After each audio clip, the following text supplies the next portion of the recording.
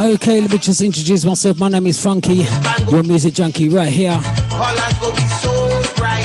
Joining up with Atiba and the T&T crew.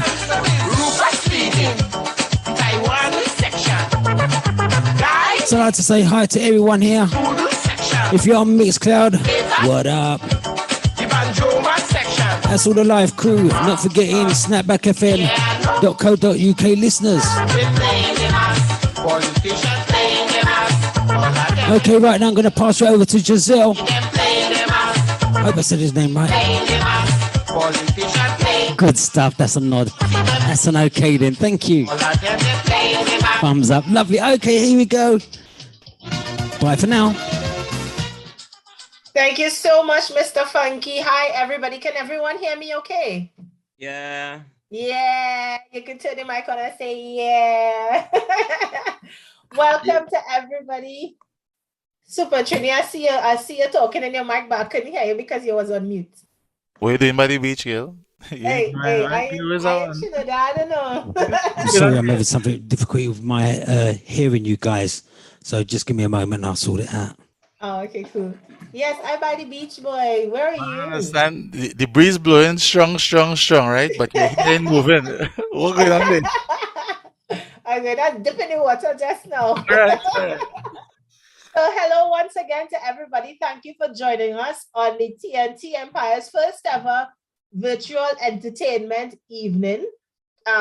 This is a celebration of Caribbean culture, but more so all things Trinidad and Tobago. So you see I'm wearing my red because the flag is red. So welcome everybody. Please put your videos on so I could see all you.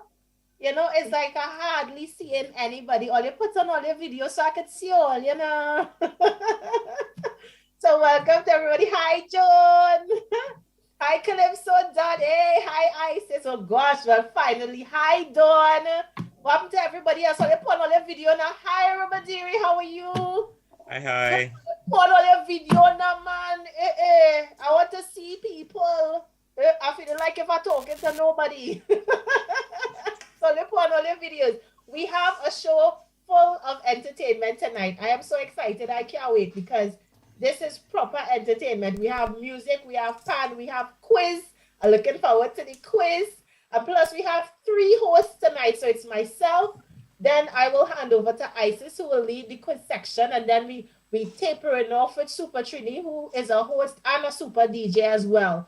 And also then we have Mr. Funky afterwards. So in between all of that, we have some performances. And right now, without further ado, I want to introduce our first performer.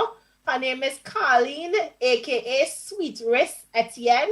And she is going to be playing our national instrument, the Steelpan, and everybody wants to adopt and claim it for themselves. But we know it came from Trinidad and Tobago. So over to Colleen, and she will be entertaining us for about 10 minutes. So over to you, Colleen. Good night, everybody. Hi. Greetings.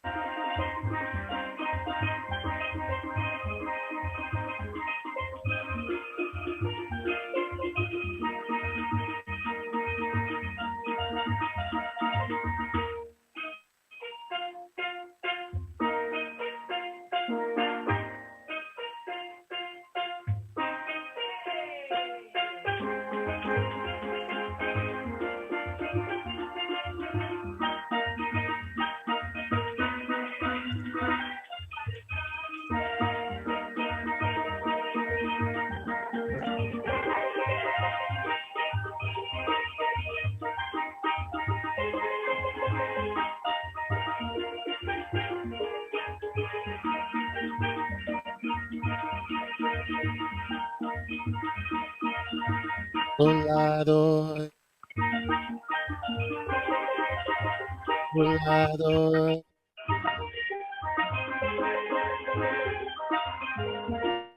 Savannah grass.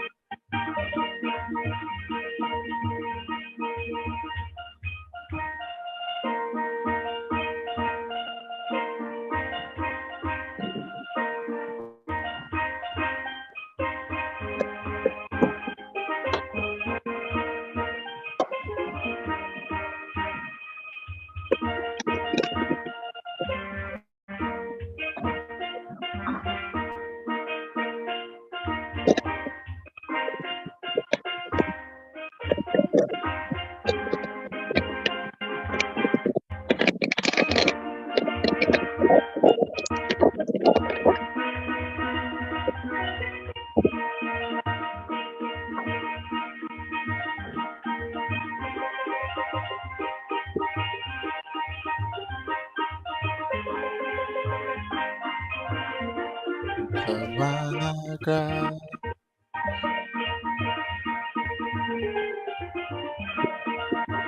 Volado.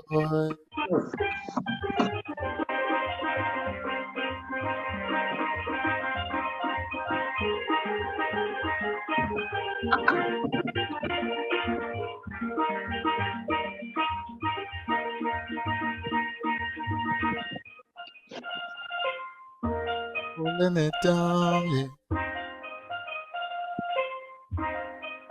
Juve morning, Juve morning. We all reveling, we all reveling. Let me go together, let me go. We gon' make them jump. We gon' make them turn up. We gon' make them want. We gon' make them free up.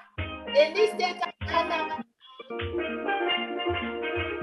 this bacchanal, I want you to find your way. Come on, let's sing. Oh God, oh. We coming home. The Savannah grass.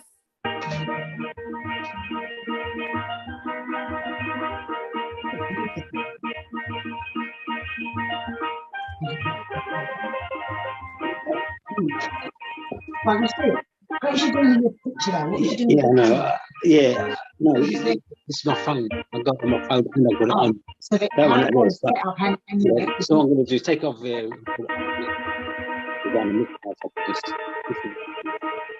yeah, I think we might have set up the rice and maybe ready.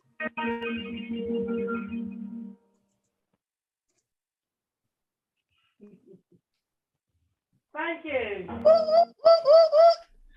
The Savannah grass, the Savannah grass. Yes, super Chidi. I like how you get everybody to sing, Karen. I see people mouthing. Hello, Joan. How you doing, darling? Thank you so much, Kali. Oh, you want another one from Kali? One more, Uncle, one more? We could get one more? If you want. You could give us one more? Yeah, the one. I feel like I was wrong, the Savannah. They just now, girl. Oh, gosh. One more. The tobacco was hitting me. We want more. We want more. What? We want more. Boom, boom. Dang We it. want more. Boom, Dang we it. want more. Boom, boom. What? We want more. Boom, boom. Here we- Giselle, tell them one more. Giselle, tell them one more. All right, okay, I'll go. I'll go.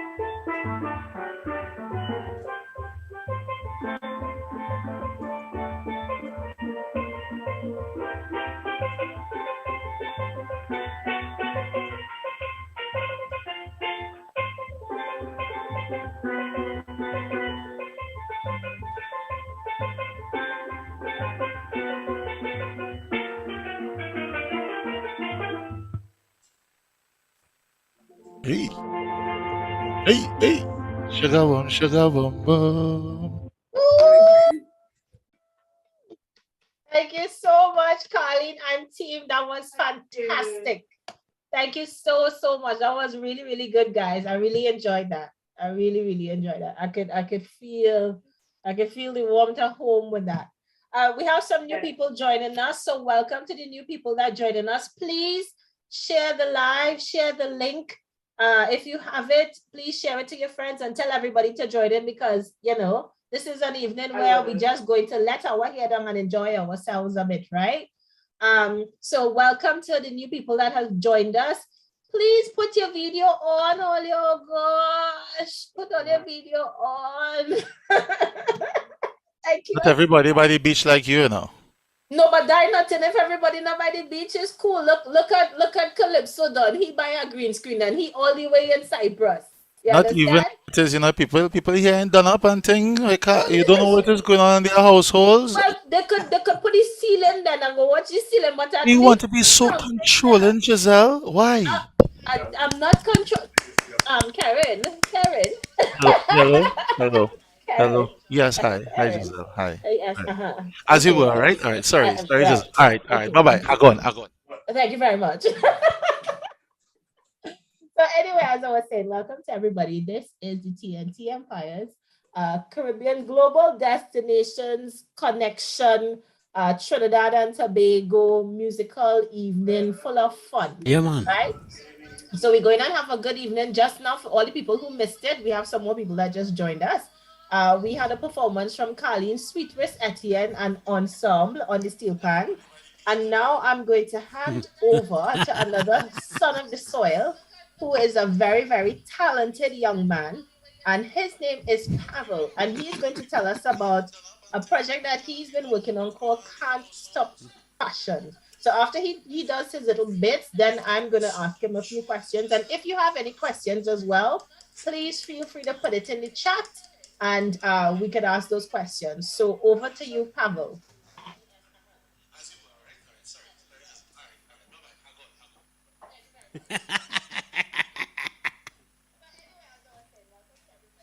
I see laughing like that. Pavel, we can't hear you properly, and Mr. Funky, we can hear you laughing in the background.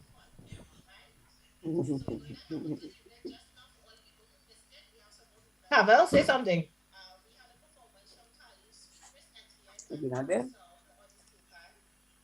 Say something again. Can you hear me now?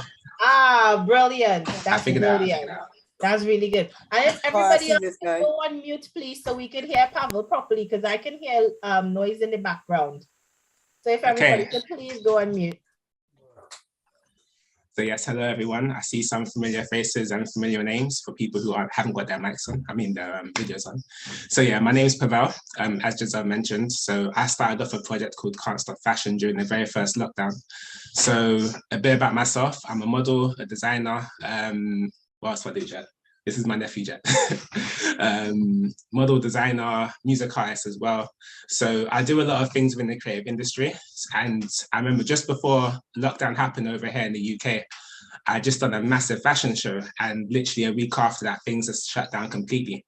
So my thing was, how can I keep the industry going for, everyone who's a freelancer? Because we did have, we had people working from home or furlough over here, but if you're like a freelancer, so like a model, a designer, music artist, you didn't get that. So it was just a way of keeping people going. So I started off this quarantine fashion show series, which involved everyone in the creative industry. And it literally was like a quarantine fashion show. So we spent 6 days driving around to different designers' houses, getting all of their clothing, and then dropping it off to the models' houses, where they would then change and then would film it in the middle of the road. And that became the quarantine fashion series, which I called Can't Stop Fashion. And it started off just as one episode is to keep people going. We raised charitable funds to get PPE for unrecognized key workers too, because I felt there's a lot of people that weren't being covered. Everyone just thinks about doctors and nurses, but in reality, you have train drivers, bus drivers, people working in supermarkets like Sainsbury's, Asda's, Tesco's, all those kind of things are also they're also key workers. So that was my part for the industry. And since then, it's blown up. Just been really happy to help people along the journey. We're also on Sky, I think it's 186 now. They're doing a channel migration at the moment, but you can catch us on Sky with Younger TV as well. So it's just been a really fun journey, just helping people along the journey. And yeah, that's what I'm about. I'm all about inspiring people, elevating people, and just helping them. So my team's grown. Jet's the youngest member of my team, and it's just been a very fun journey. And I think that's really it. That's what I can say. Apart from that, you can catch us on our website, which is www.can'tstopfashion.com. We're also on YouTube as Can't Stop Fashion, and also Instagram, same thing, Can't Stop Fashion. And yeah, that's me. Oh, that's great. Thank you so much, Pablo. Fantastic. I was kind of like hoping you were going to show us a video, man. I wanted to see a little something, but because you said that you're on YouTube, whilst something else is going on, I'm going to type it in and see if I can show it on my screen. Yeah, sure. By all means, go ahead. The most recent episode was episode 8. So check out that one, because that was a carnival edition. Obviously, they've stopped Notting Hill Carnival here 2 years in a row. So my thing was, how can I keep that going? So I got a whole bunch of mask designers, masqueraders, and so on. And we did the madness. So yeah, check it out. That would be great. Yeah, definitely we'll be checking it out. So, in terms of like what you said, so, being in the industry, being a model, being around fashion and stuff like that, and certainly for the creative industry, COVID really hit us hard because like everything was just canceled and dried up.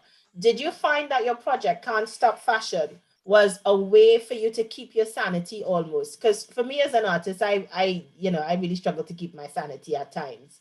So was it like a way for you to just stay, focused and grounded? So for me, it was more about the people around me. So exactly as you said, I know a lot of people who struggle with that, and the creative industry is what keeps them going. It's what keeps their well-being at a decent level. So that was why I started it off. So it wasn't necessarily for myself; it was more for the people around me. Because I know a lot of people with mental health who are models, designers, photographers, videographers. So it was just something that kept them moving within that time. No one knew when lockdown was going to end. There was never really a sight, like a future sight of when it was going to stop. So it was just my way to help the people. And what sort of response did you get from the people who were involved in it? It was an amazing response, because a lot of them just hadn't left their house. They hadn't been doing anything. Obviously, they wasn't working either because, as a model, we didn't get to do anything during that time. It wasn't essential work. So they were just very thankful and very blessed that they had something to do to keep them going, to keep productive, to show that they are still about and they are still, pursuing their dreams. I think that's fantastic that you actually took up the mantle to do something like that, because often, it takes a lot for somebody to actually do something about a situation. So that's really, really, applaudable. And in terms of the future of Can't Stop Fashion, because now that it's mushroomed, beyond this idea that you had, and it was just supposed to be one, and now you're 8 episodes in. What is the plan for Can't Stop Fashion in the future? And now that you're on Sky TV as well, so what's the plan going forward? Oof, there's a lot to plan.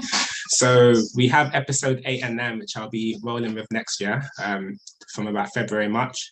The 8th edition, sorry, episode 9 and 10. So episode 9 will likely be a Mother's Day edition. I thought that has to be done. We haven't covered Mother's Day yet. And then we'll have a Father's Day later on down the line. And also a cosplay edition. So that'll be episode 10. So that's more, costumes in terms of, let's say, comics and anime, that type of stuff. Just something different, because each edition is a new cause, a new style. In terms of further development as well, we're building an academy where we're training youth as well. So in things like videography, photography, and so on.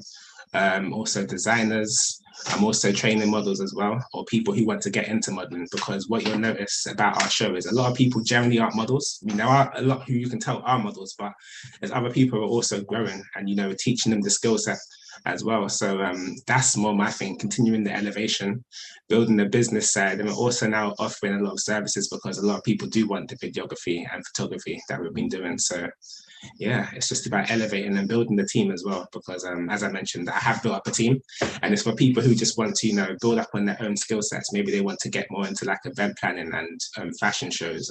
So we have a couple of event organizers who have been working with on the side. So yeah, it's just all about elevation for me. But one of my biggest plans is I do want to have a physical fashion show next year as well. So that'll be fun.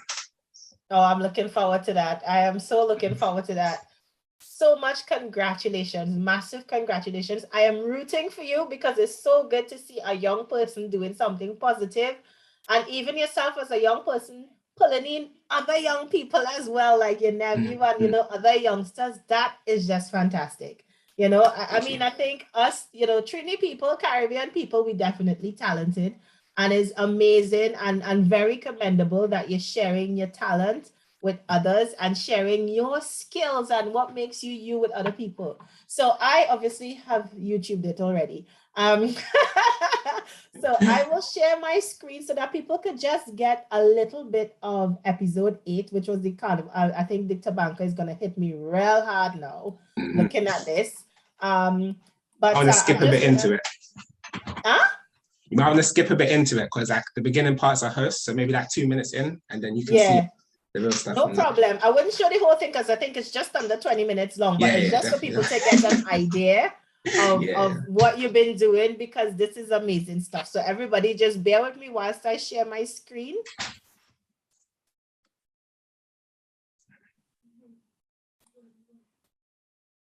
Right, so everybody should be able to see that. Let me open it up. If you can see my screen, give me a thumbs up. Yep, okay, lovely.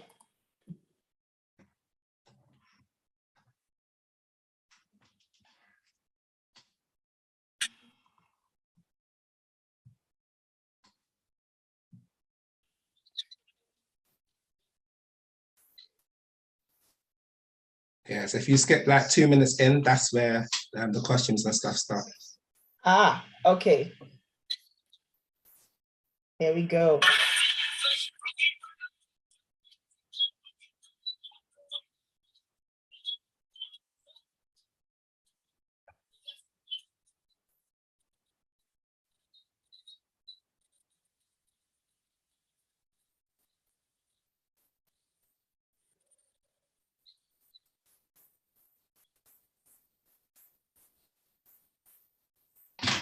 So yeah, we had how many masqueraders there?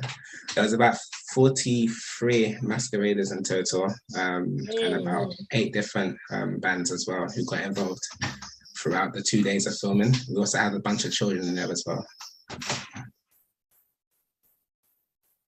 So yeah, it was just a chance to, you know, showcase obviously masks during those times, the designers, the people who usually catch on the road jumping up. So yeah, fun experience.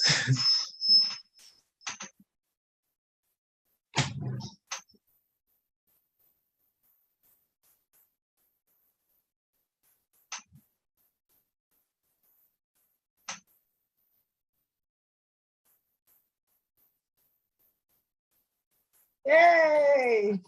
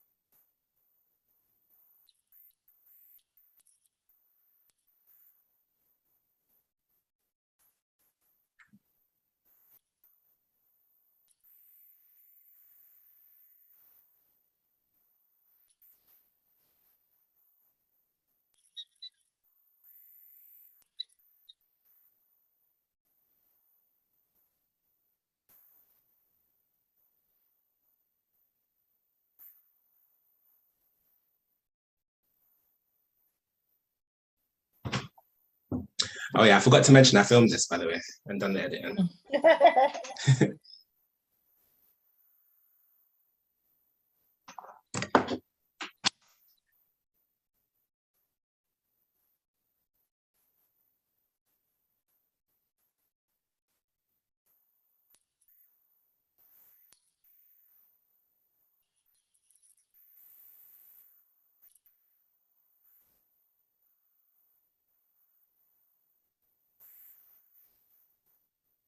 Yeah, I think you get the point.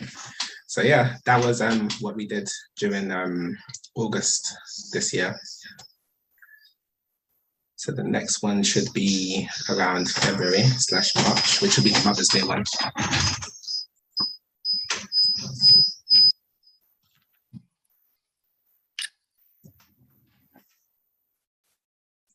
So I could literally just sit down and watch this whole thing and then like cry my eyes out because it's like, oh my goodness. It reminds me so much of the road.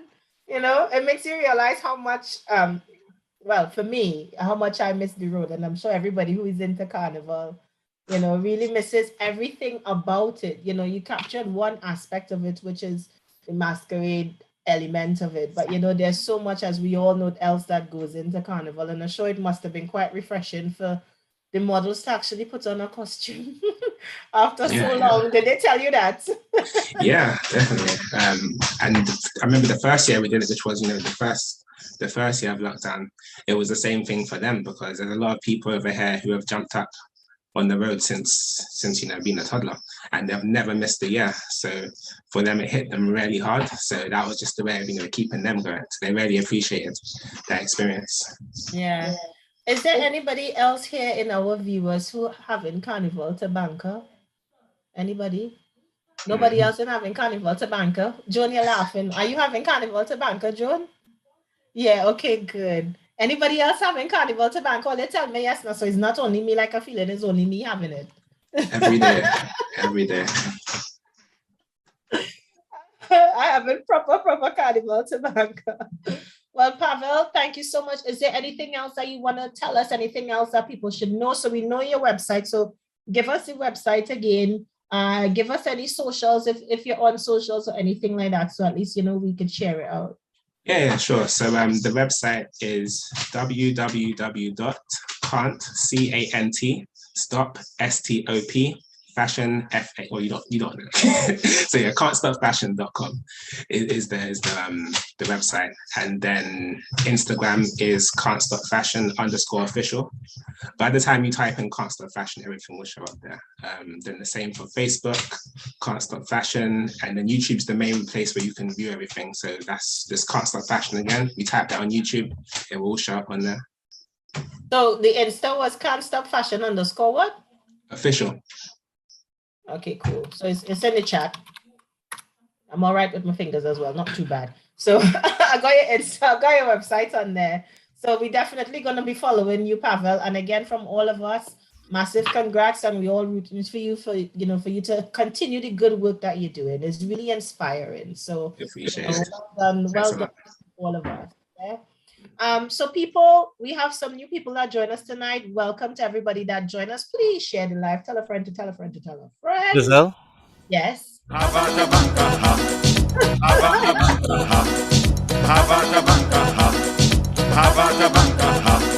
sorry.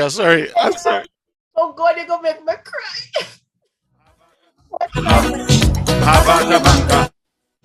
I could go Atlanta for Atlanta Carnival, honestly. It's like, geez, man. We have a serious tobacco. Well, we keeping the show flowing tonight, ladies and gentlemen. We have a lot more in store. So we had Carleen Sweetness Etienne playing Steelpan earlier on. We just had Pavel talking to us about Can't Stop Fashion. And to show the diversity of us Trinis and us Caribbean people, we're now going to have some poetry, some freestyle poetry. Now, when I heard that this person was going to do poetry, I was shocked because I read the name and I said, but I know who this is, but this is a DJ. I didn't know this person does do poetry as well. So I am pleasantly surprised to introduce you to Trini Gladiator himself, Mr. Mark from Just Vibes, who is going to be doing. So I can't wait to see this. Mark, you better blow me away because I didn't even know you just do poetry. So everybody, let me give a little hand for Mark. Mark, the floor is all yours. Hi, everybody. You all hear me okay? Okay, so Giselle, yes, I mean, you might just see me doing other stuff, but actually poetry and more so like hip hop has always been a big passion of mine, probably potentially even more so. But I thought a lot of times in the Caribbean community, they might only know like Just Vibes and so on, but not really the hip hop side. So I used to be Gladiator, is kind of like a battle rapper, like if anybody saw Eminem 8 Mile. So I used to like take off other MCs' heads like that. But that's in the past. That's in the past. So today, what we're gonna do is more, it has to involve you all as well. So the whole idea is freestyle. I prepared nothing. I came outside, just sit down, take it in the show.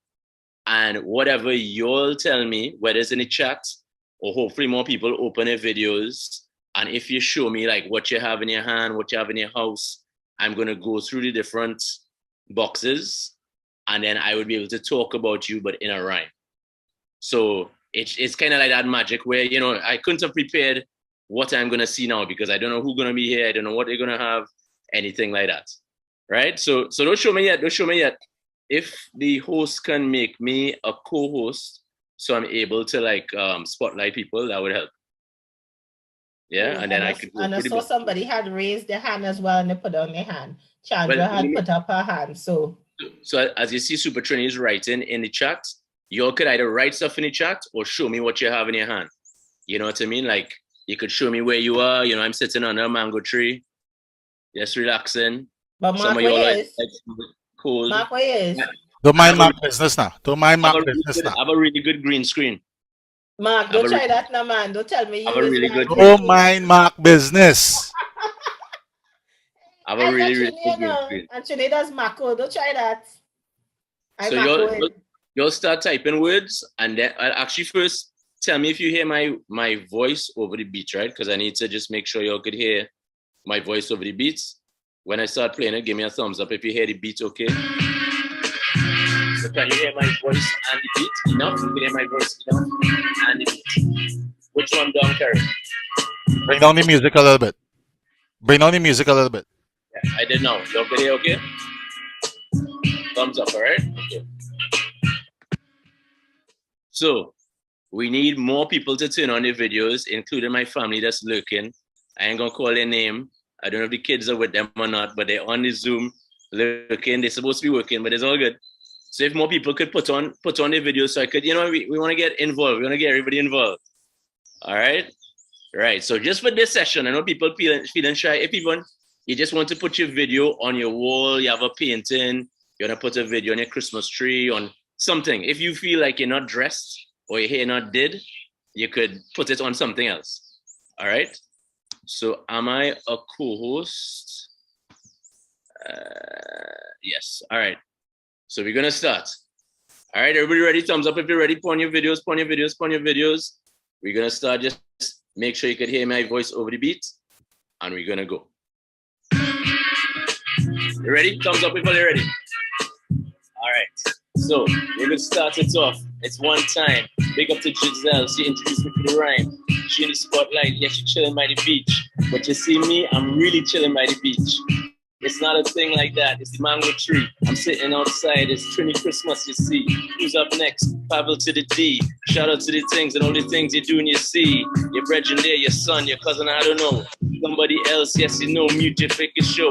Mute your videos. Mute your microphone so I can freestyle and take it back in the zone. You small man, you put up your hand like this. Everybody put some hands up, you never miss. Freestyle flow. And you didn't know. Put your voice on mute so we could get the show.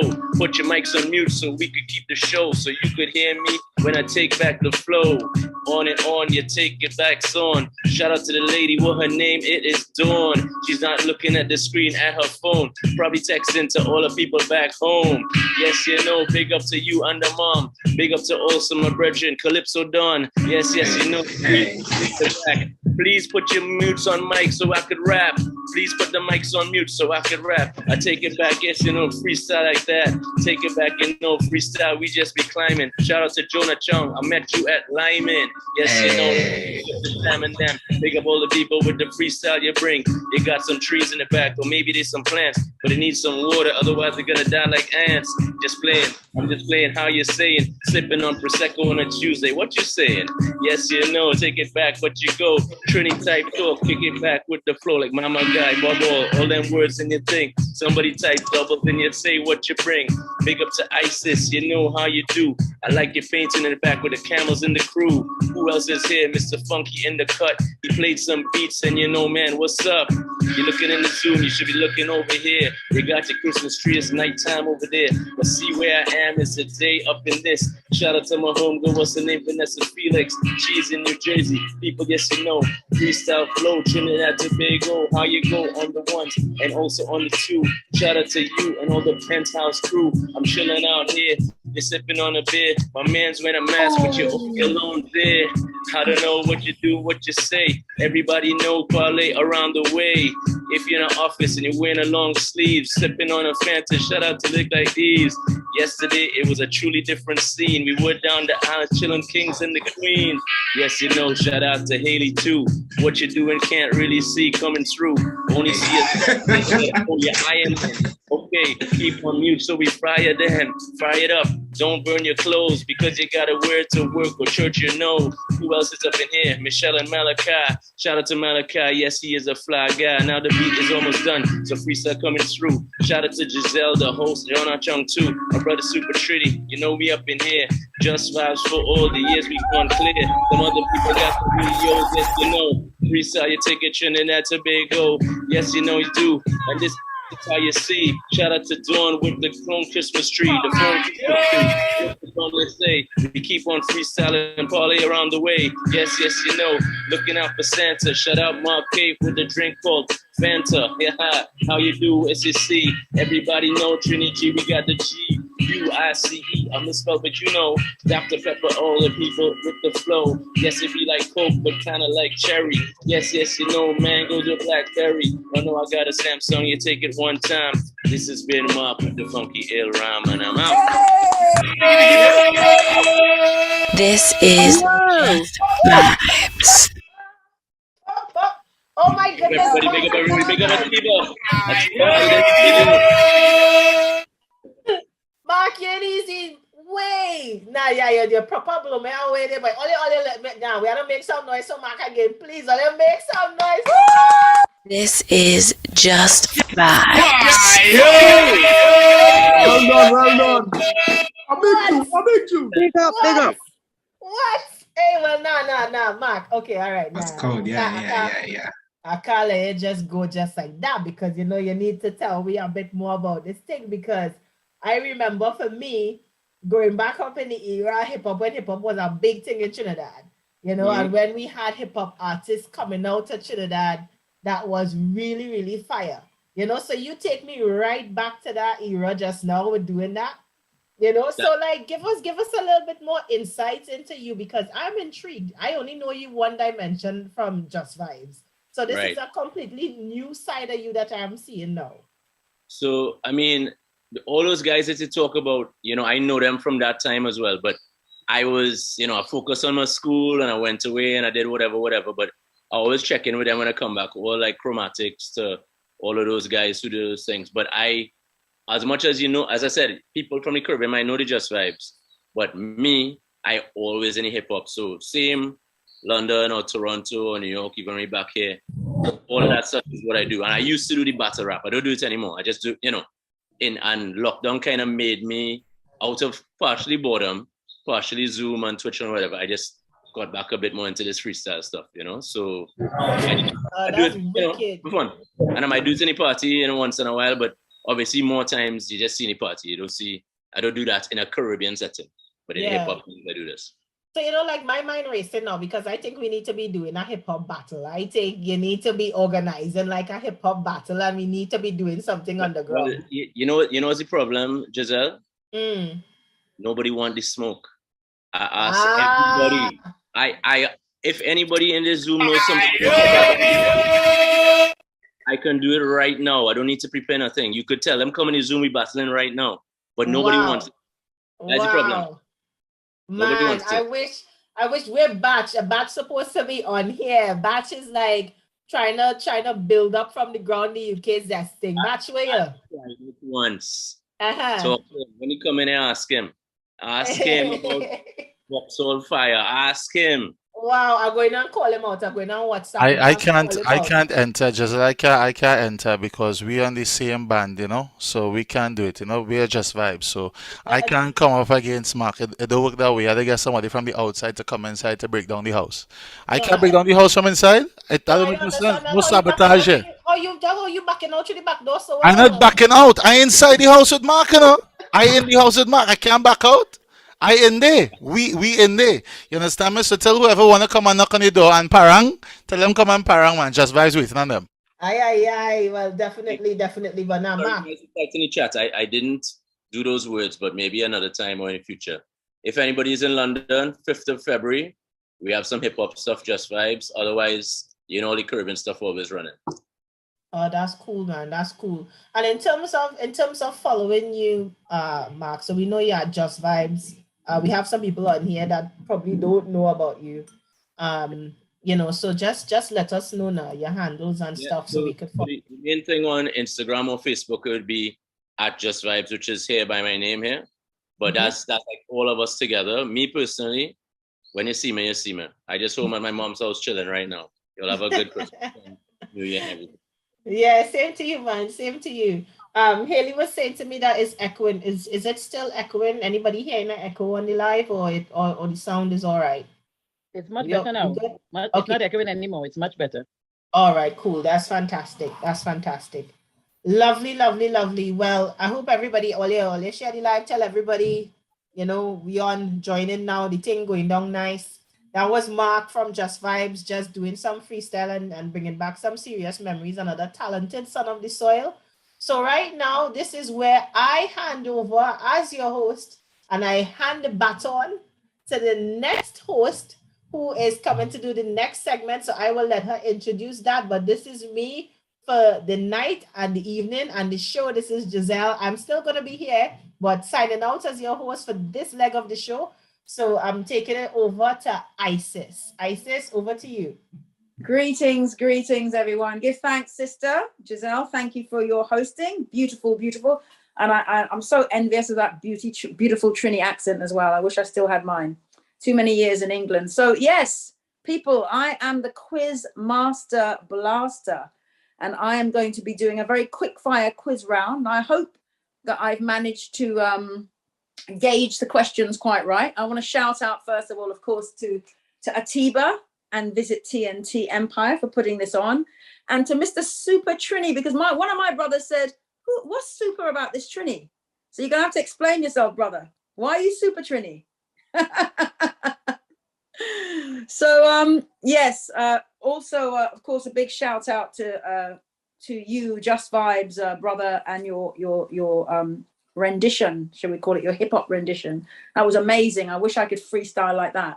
Wow. So people, are you ready? With no further ado, I'm going to go through this quick fire round, and then I'm going to do a very quick poem as well, because I am actually also a poet. But I've got 6 questions. I've tried to keep them straightforward, not too complicated, but not too easy. So does everybody want to get themselves ready? Do you want to put your thumbs up if you're ready to go? Are you ready for the quiz? So we've got some actual prizes from the High Commission. So there's real prizes, okay? I'm going to obviously leave to the organizing of the prize giving to Atiba. So I'm just going to ask the questions. And I'm not even sure how I'm going to record this. I think I have to record it on my phone and use my iPad. Okay, so the first question. What was the name of the first president of Trinidad and Tobago? Ellis, you need to put your answers in the chat. Oh, so I was going to ask you, Isis, if you what's the question again? Put it in the chat or what? What was the name of the first president of Trinidad and Tobago? President of Trinidad and Tobago. Put your answers in the chat, so we've got a record, so we can go back and see who won. And everybody's ready. Let me give some thumbs up again. We go to the next question. Okay, yes, people know. Okay, so we're ready for the next question. Can you name any 3 of the objects, the things on our coat of arms? The Trinidad and Tobago coat of arms, you know there's a few things on it. Put 3 of those things in the answer. 3 of them, you know, not just one. You have to be able to name 3 of them.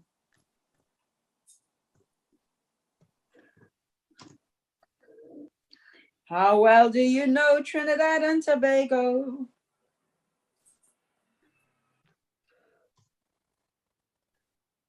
The spelling doesn't matter. We just want to know 3 of the things, 3 of the many things on our coat of arms. Isis, I feel like people thieving my answers, eh? I feel like Calypso done thieving my answers here. Yeah, that's how I feel, eh? I feel like if you thieving my answers because, you know, the spelling and incorrect too. Giselle too. Anyway, you know what? Let me carry on. Well, we could send it directly. Myself, you know, so I'm not too hot on the spelling. We could send it directly to you. If you want, Isis, we could message. Yes, you could do that. If people really think that somebody's going to teach your answers, yeah, send it to me. Yeah, I don't trust Calypso, I don't trust him. I don't trust him. Oh, dear. How is that? So this is a hard one. But if anyone can tell me which European colonizer was the first to establish a settlement in Tobago? Yeah, this is a difficult one. This is the most difficult one, actually. The first of the many European colonizers, and we know there was a lot, to establish a settlement in Tobago.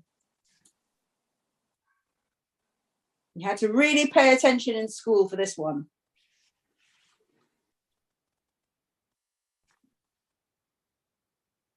No Googling.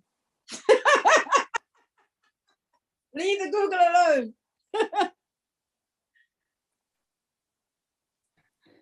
Okay. So number 4.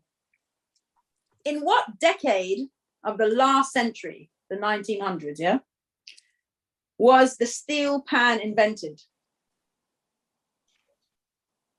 Now, we all love it. We just heard Carleen do her steel pan. We love steel pan, but do we know which decade of the 1900s, that we all, many of us were born in, was the steel pan invented? Panists, know your history.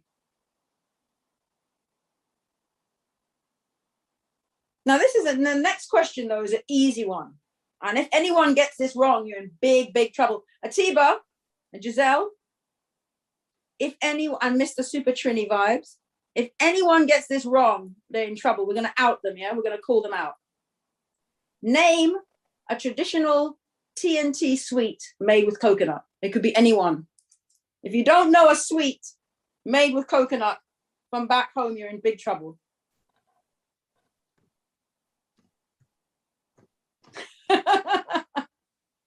Sugar boom, sugar boom, boom. Don't give away the answer. Didn't I sing a song? I sing a song. Sugar boom, boom. I sing a song. Okay. Okay, for all people who like to stay in touch with people back home, what is the international dialing code for Trinidad and Tobago?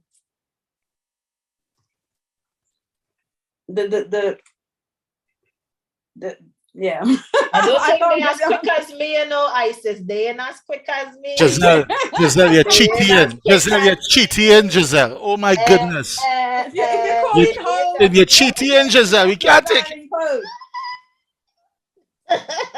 Okay, now I have one wicked bonus question. Just one little question, because 7 is a lucky number. What is the name of the Calypsonian credited with inventing soca? And I know Mr. Funky Music Junkie was playing lots of old time tunes and stuff, so he must know this. If you don't know this, I win. They have to put his proper name and not his Yeah. Hello.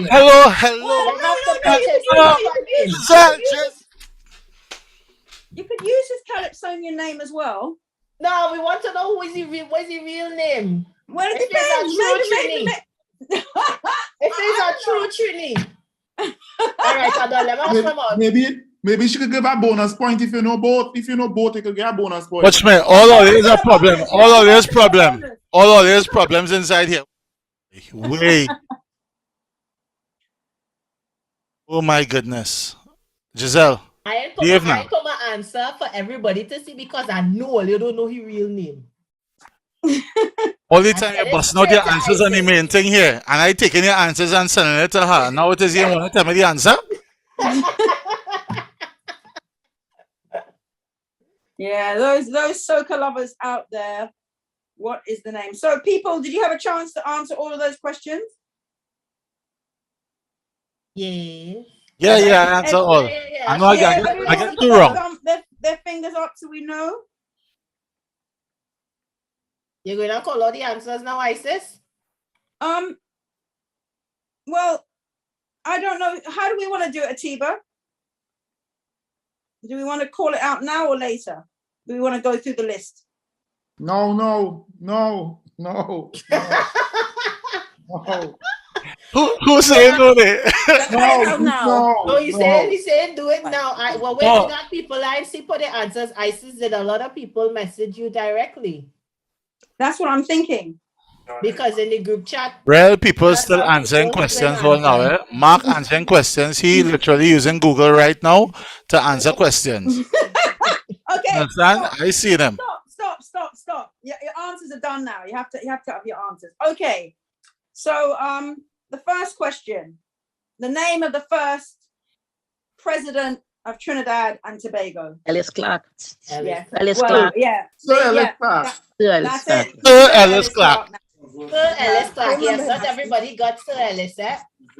An extra point for me. I'm going to take that. Yeah, Pavel put Eric Williams. Pavel. He wasn't too off. He's the Prime Minister. Like the Prime Minister, okay? Like the Prime Minister. Eric, Ability to make a documentary. He went KRC. He went KRC. He wasn't paying attention in class when there was. But my only thing is me shouting out the answers now. Atiba actually has prizes from the High Commission. So how are we going to work out who answered correctly? I already get a prize. Hey, you have plenty of people. It's who answer first. You have to be. If you have the correct answer, it's who answered first. Giselle, don't even blink like that. Don't blink like that. Nuh-uh. Don't do that. Okay, so Atiba is sending my address right now, okay? So you can just post my gift to me one time. Thanks. so three of the many objects on the coat of arms. Coca We have Rico. a scarlet ibis. Scarlet Ibis, Coca Rico, and the bush. The what you call that one again? The three peaks of Trinidad and Tobago, the Trinity. Oh, I forgot the three peaks. And the beautiful hummingbird, of course. Yeah. No, there's no hummingbird on there. What? It's a scarlet ibis and a corico. There's no hummingbird on the coat of arms. Is it Santa Karen? There's the palm tree. There's the three, yeah, the Christopher Columbus's ships. Yeah, I didn't think of it. And yeah, the three and the oh god, what's that red flower called now? The Balize. Hibiscus. Balize. Oh yeah, that's it. That Hibiscus. and It's hibiscus. I get that wrong. Coat of arms. obviously there's the shield. Our motto: together we aspire, together we achieve. Oh, I forgot That's about another it. thing that's on there. Oh, Oh, look no, at- you're right. There is a hummingbird. Sorry. Excuse me. Look at the camera. Look at the There is a camera. hummingbird. Sorry. Look my camera. Look at the camera. The Amerindian. The three ships, the two hummingbirds, the Corico, the Scarlet Ibis, the Trinity Mountains, obviously the sea, and the wheel, the ship's wheel, and the palm. It didn't have a shield on it. And the shield, the shield. Mountains is called the Northern But Range. on the shield is what? Yeah, The mountain is called the Northern Range. yeah, the Northern Range. Yeah. So there is no Balize? Yeah, you know, I should be getting real. No, Karen, you had All looked right. down at your thingy. to answer that question. Madam, I went and pulled this out my drawer. What tell me about? From the time when they tell me no hummingbird, I had to go and get the proof. Yeah, no, you're right. Sorry, all the time. Don't try that. Watch me. My eyesight. I'm getting old. I look there. These and ages. I know I'm not wrong. I had to study that, you know. I get relics in school for that, you know. Tell me about. No, that's true. They used to beat us at school. I back get in relics in 70s, school yeah. for that. I had to remember that. Here. The host shouldn't be able to win this competition. I am not a host right now. I'm not hosting No, right now. he's just a member of the. Yeah, women. Yeah, women. Thank you. I'm the I'm host. real contanger. So, in what decade? Sorry, what European colonizer was the first to establish a settlement in Tobago? The Dutch. Yes. Yes. Yes. Good. I had to look that up, to be honest. I'm a Tobagonian. So I know it's the Dutch. Good. So, part Tobagonian. I got that. in what decade of the last century was the steel pan invented? The 1930s. Yes. Look, Giselle, we winning thing here. What we winning? Atiba, what we winning? What we winning? I feel like it was Mastana Baharias. Pick up pan, any pan, pick up pan. Listen, if I wish we were winning a pan. I would love to have a steel pan in here. And I didn't use my phone. I didn't use nothing. I sit down right here and I know the answer. The only thing is I don't know the last one. What's your name? It seems to know everything. This is I don't know Hailey. everything. No. Only God know everything. I don't know everything. Is that compliment? Hailey pays attention in school. She didn't want any. Yes, of course. That's what I did. West Indian history was my thing. So, name, this is the easy one. Like I said, you're in big trouble if you don't know this. A traditional T&T sweet made with coconut. Oh, sugar cake. Yeah, everybody teeth my answer. I was the first one to put sugar cake on. Let them try that. But do you get extra marks? Type faster than me. This is the only because you can type faster than us. You get extra marks if you choose something else? I sure nobody put Tulum. I put Tulum. That's a good one. I put Tulum. Oh, that's a good one. What about cone? Of course, corn is traditionally with cassava, though, eh? Yeah, but it is. cassava is the main one. It's more cassava. Tart, coconut tart. Hello. Coconut tart. Yes, that's another one. Coconut roll. Yeah. And tart. Huh. But the question is mainly, they say mainly coconut, so tart shouldn't be an answer. And sweet bread. No, sweet bread. It's got coconut in it. It's okay. Sweet bread. Yeah, okay. Sweet bread. Yes, of Sweet course. Sweet bread. Sweet bread. Yeah. Okay. International dialing code for TNT. Oh, I made a mistake with I that. know some 001, you know. Somebody put 001. Yeah, but Yeah, what with was 001. I made a mistake. Yeah. Yes, you have 001. 868. Yeah, it's supposed to have 001, but 868. 868. Yeah, because you don't have to put 868. Yeah, it's what you can put a plus and then 1868 or a 00. Yeah. So either way. Well, I made a mistake with it. Depending on where you're calling from. I agree. Exactly. So it's I agree. 868 But should be obviously if you're home, you don't have to put the 1. Yes, so it's 868 is the correct answer. When you're home, you don't even have to put the 868. It is No, understood. but it's international. You remember the question was the international Yeah, but dialing UK code. is one way. If you're from US, it's a different way. If it's from Australia, In the so US is 868 is it? No, it's still 1868. In US is 011. USA is is it in the US? 011. Okay, Yeah, Americans have to be complicated. No, Okay, that's so- why, as Mark's saying, 868 is the correct answer. It don't matter what prefix you're using. If What it's we 011, have in front of it, 001 plus 44 plus Yeah, I 78. didn't Giselle, you ain't getting no extra points, you know. Giselle, you ain't getting extra points, you know. I got the 868. like Giselle. Okay, Giselle all the time.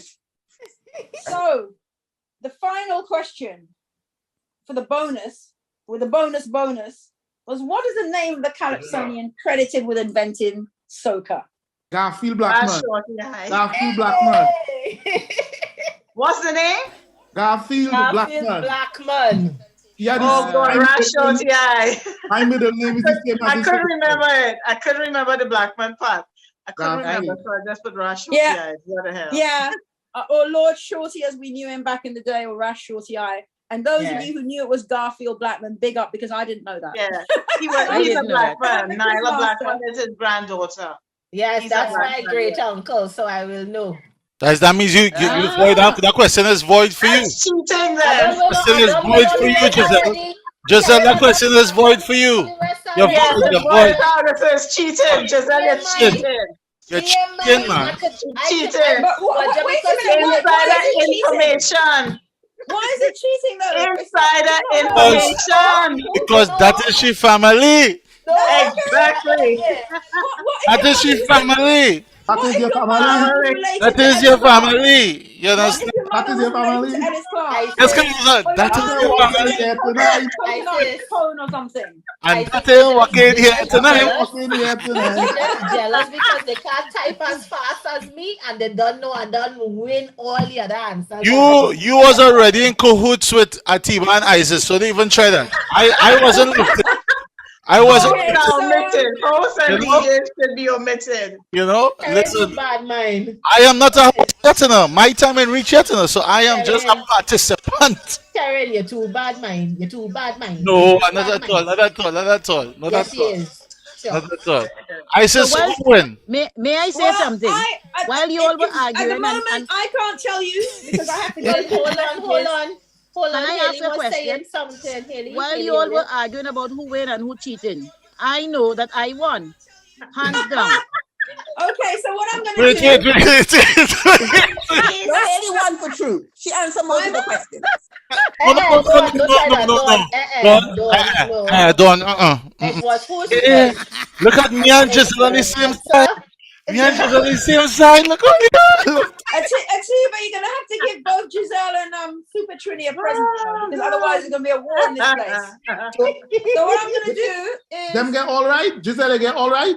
Listen, that doesn't matter. That don't matter. The only one I didn't get right. So it's, you get a prize, right, for answering the questions, and it's the person who answered the quickest, right, with the correct answer. You understand? It's very hard to get. That is wrong.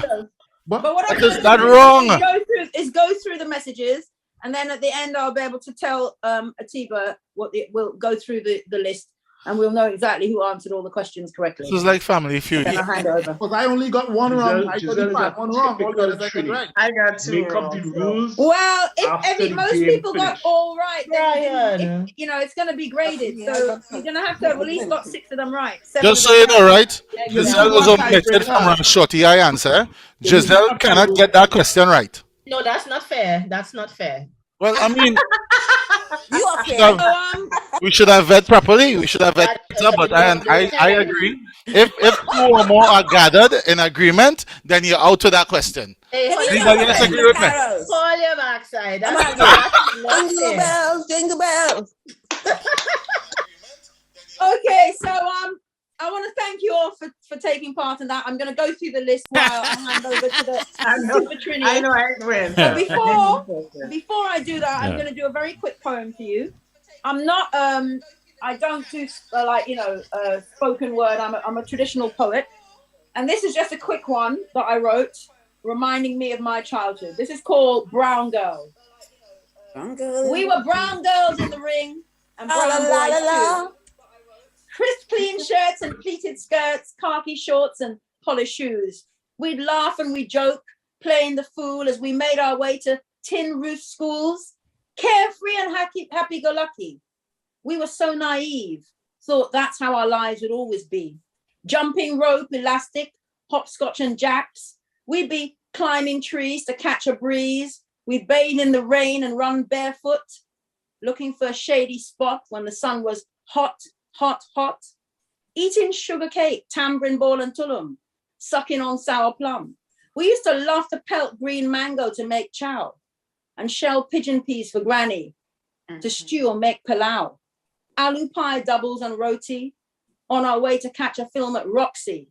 Shopping on Frederick Street, bake frying and coconut ice cream churning. Car pack up and we're heading up to Shagaramas, or even better, Maracas. We couldn't wait for the weekend to come. We'd run along beaches lined by the Caribbean Sea. This idyllic life we thought would last forever. But now that sublime childhood in sweet T&T is a fleeting memory, an ideal. It is precious. It is a history that shaped me. Thank you. And I'll make sure I sort out your prize or your winner. Well done. Oh, that was brilliant. Gosh. Oh, memories, boy, memories. That shelling peas, oh gosh. Yeah. Feeling happy now. And That was wicked. That was wicked. Yeah. Karen, when next year cooking happy now, boy. Hey, watch me. Give me a break now, man. Oh gosh, it's Christmas. Can we sing a Christmas carol then? Hold on. I'm gonna let everybody go and get something to drink, a little something to snack on. Or you have about 6 minutes to do that. And in that time, to everybody, right? This one goes out to Giselle. 100% this one goes out to Giselle. Get invitation for the Christmas in Arima, somewhere up in Mount Pleasant. I was among a big family, eating and drinking what I want, dancing, singing, having a good time. Every time a parang play, Uncle Sam to see me, I and a young lady call me by the back door and he said, you feel bright? That's it, walking here tonight, girl. You can't be calling your uncle name.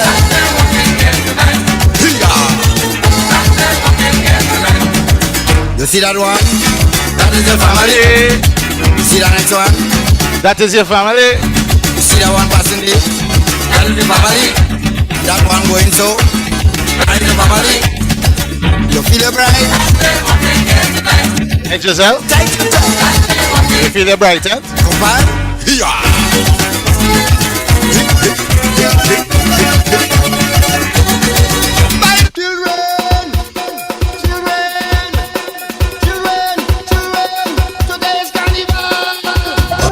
Bring it up.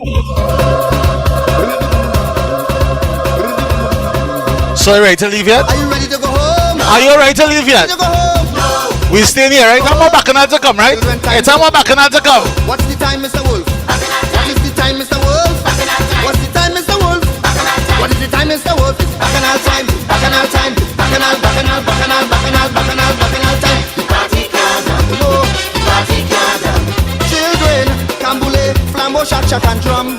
Hey, the party can't done. So as we welcome everyone Tell them, start the mass, the boko jump. to the T&T Empire.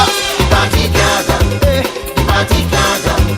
1, 2, 3, start the ceremony. Everybody, start to wave, start to wave, start to wave, start to wave. Today's carnival, children.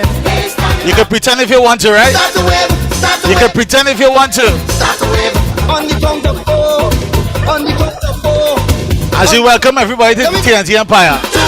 Take a jump. Hey, hey. Little banker is real, eh?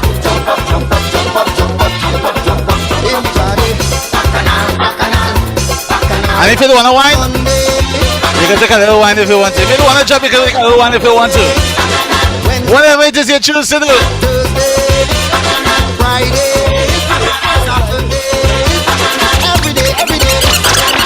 Everybody take a jump, take a jump, take a jump up now. Start a wave, start a wave, start a wave up now. Start a wave. Go and get yourself a ginger beer. Get yourself a sorrel shandy. Whatever it is you want to drink. Everybody take a jump, take a jump. If you want to get some tulum, Start a wave, start a some sweet bread, a little bit of black cake. The second half of the show gonna start in a minute, alright? Everybody take a jump, take a jump, take a jump up now. Start a wave, start a wave, start a wave up now. Start a wine, start a wine, start a wine up now because it's carnival. Everybody take a jump, take a jump, take a jump up now. Start a wave, start a wave, start a wave up now. 24/7. You're listening to the hottest internet station.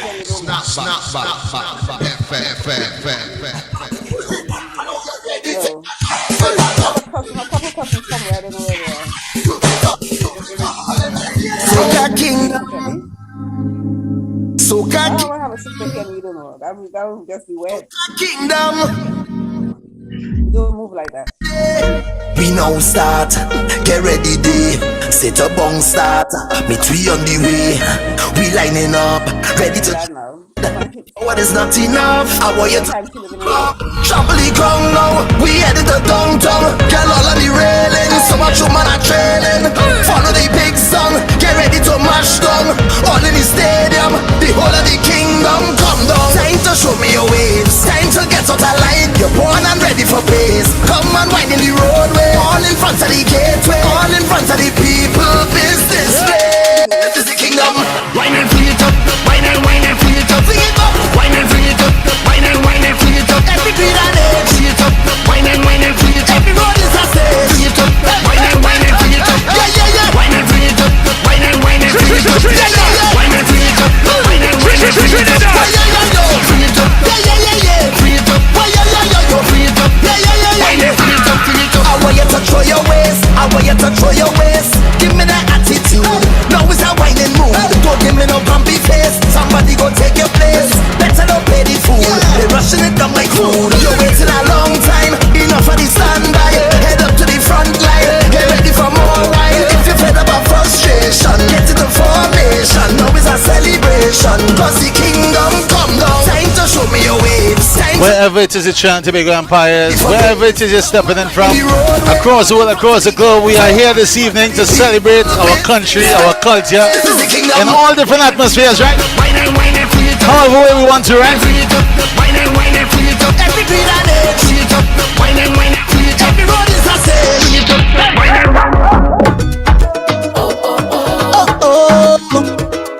Just vibes, can't believe that is you. So long I see you.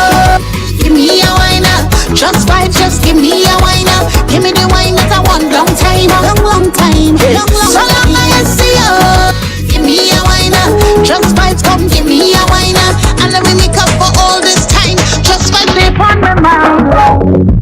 Super Trini, the vibe special. Who is this guy? He looks familiar. All right, good evening, everybody. Quite engaging. and welcome back. I think I've met him before, but I'm not sure. If it is you, don't have yourself on mute. Can you please mute yourself for the next artists that are going to be appearing, so there isn't any confusion and stuff like that. I am Super Trini Vibes. I am your third host for the evening, and you had Giselle, you had Isis, and now you have Super Trini Vibes. Now Isis was asking, what makes me super? Well, because I do a lot of things, and everything I do, I represent my country 100% when doing it. Giselle asking about Pilau, she know where she get the boss Pilau. I didn't really promote anything to do with black cake and sorrel and pastel and thing this year because I was taking it easy. But I am a chef as well, and I do Caribbean food, and I do all types of food. Mark will tell you.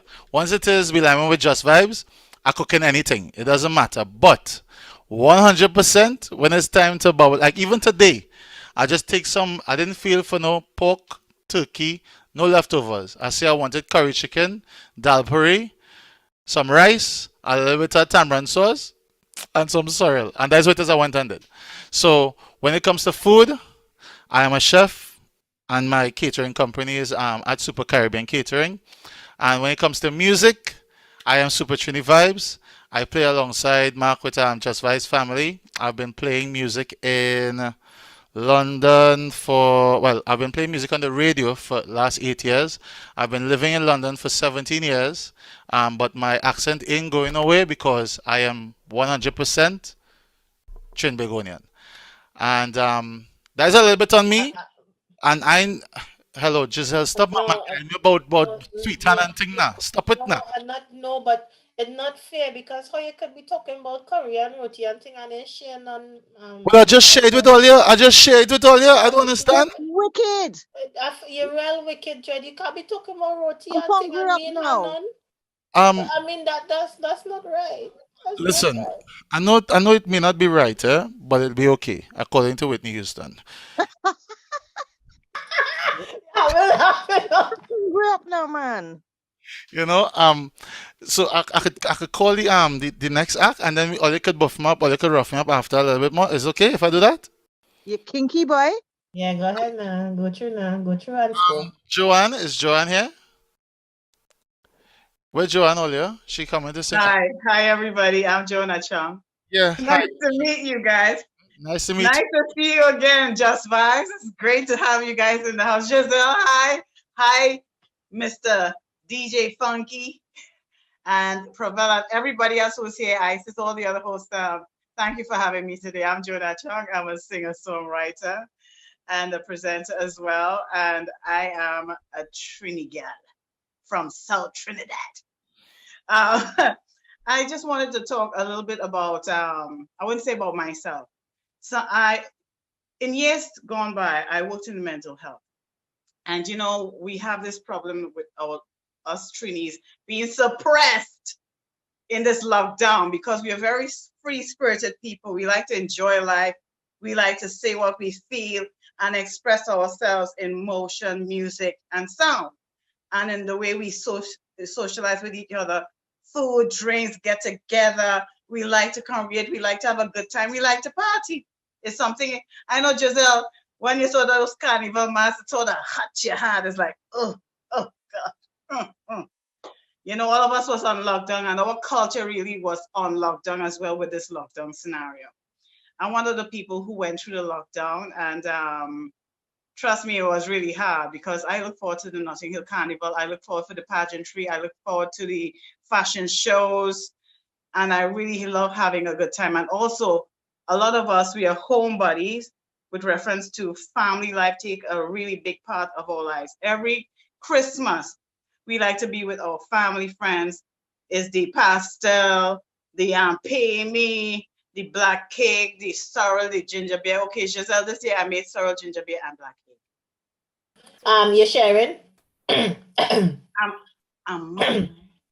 You go just WhatsApp me your address now so I can pass for something. Thank you. The good thing about black cake, it could keep for long. And it tastes good.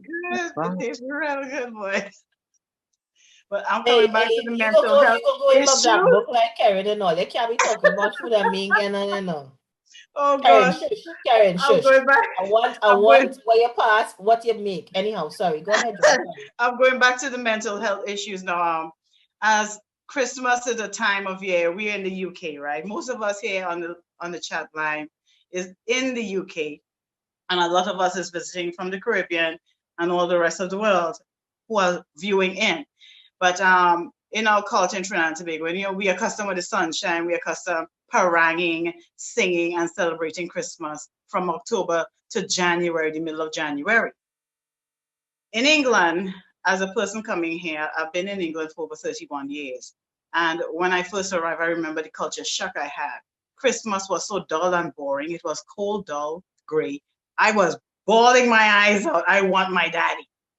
I was missing home so badly. And I know a lot of us who've lived here long enough, we've adapted and adjusted. But for some of us, the lockdown has caused a real big, it struck a big note on mental health issues within the diaspora.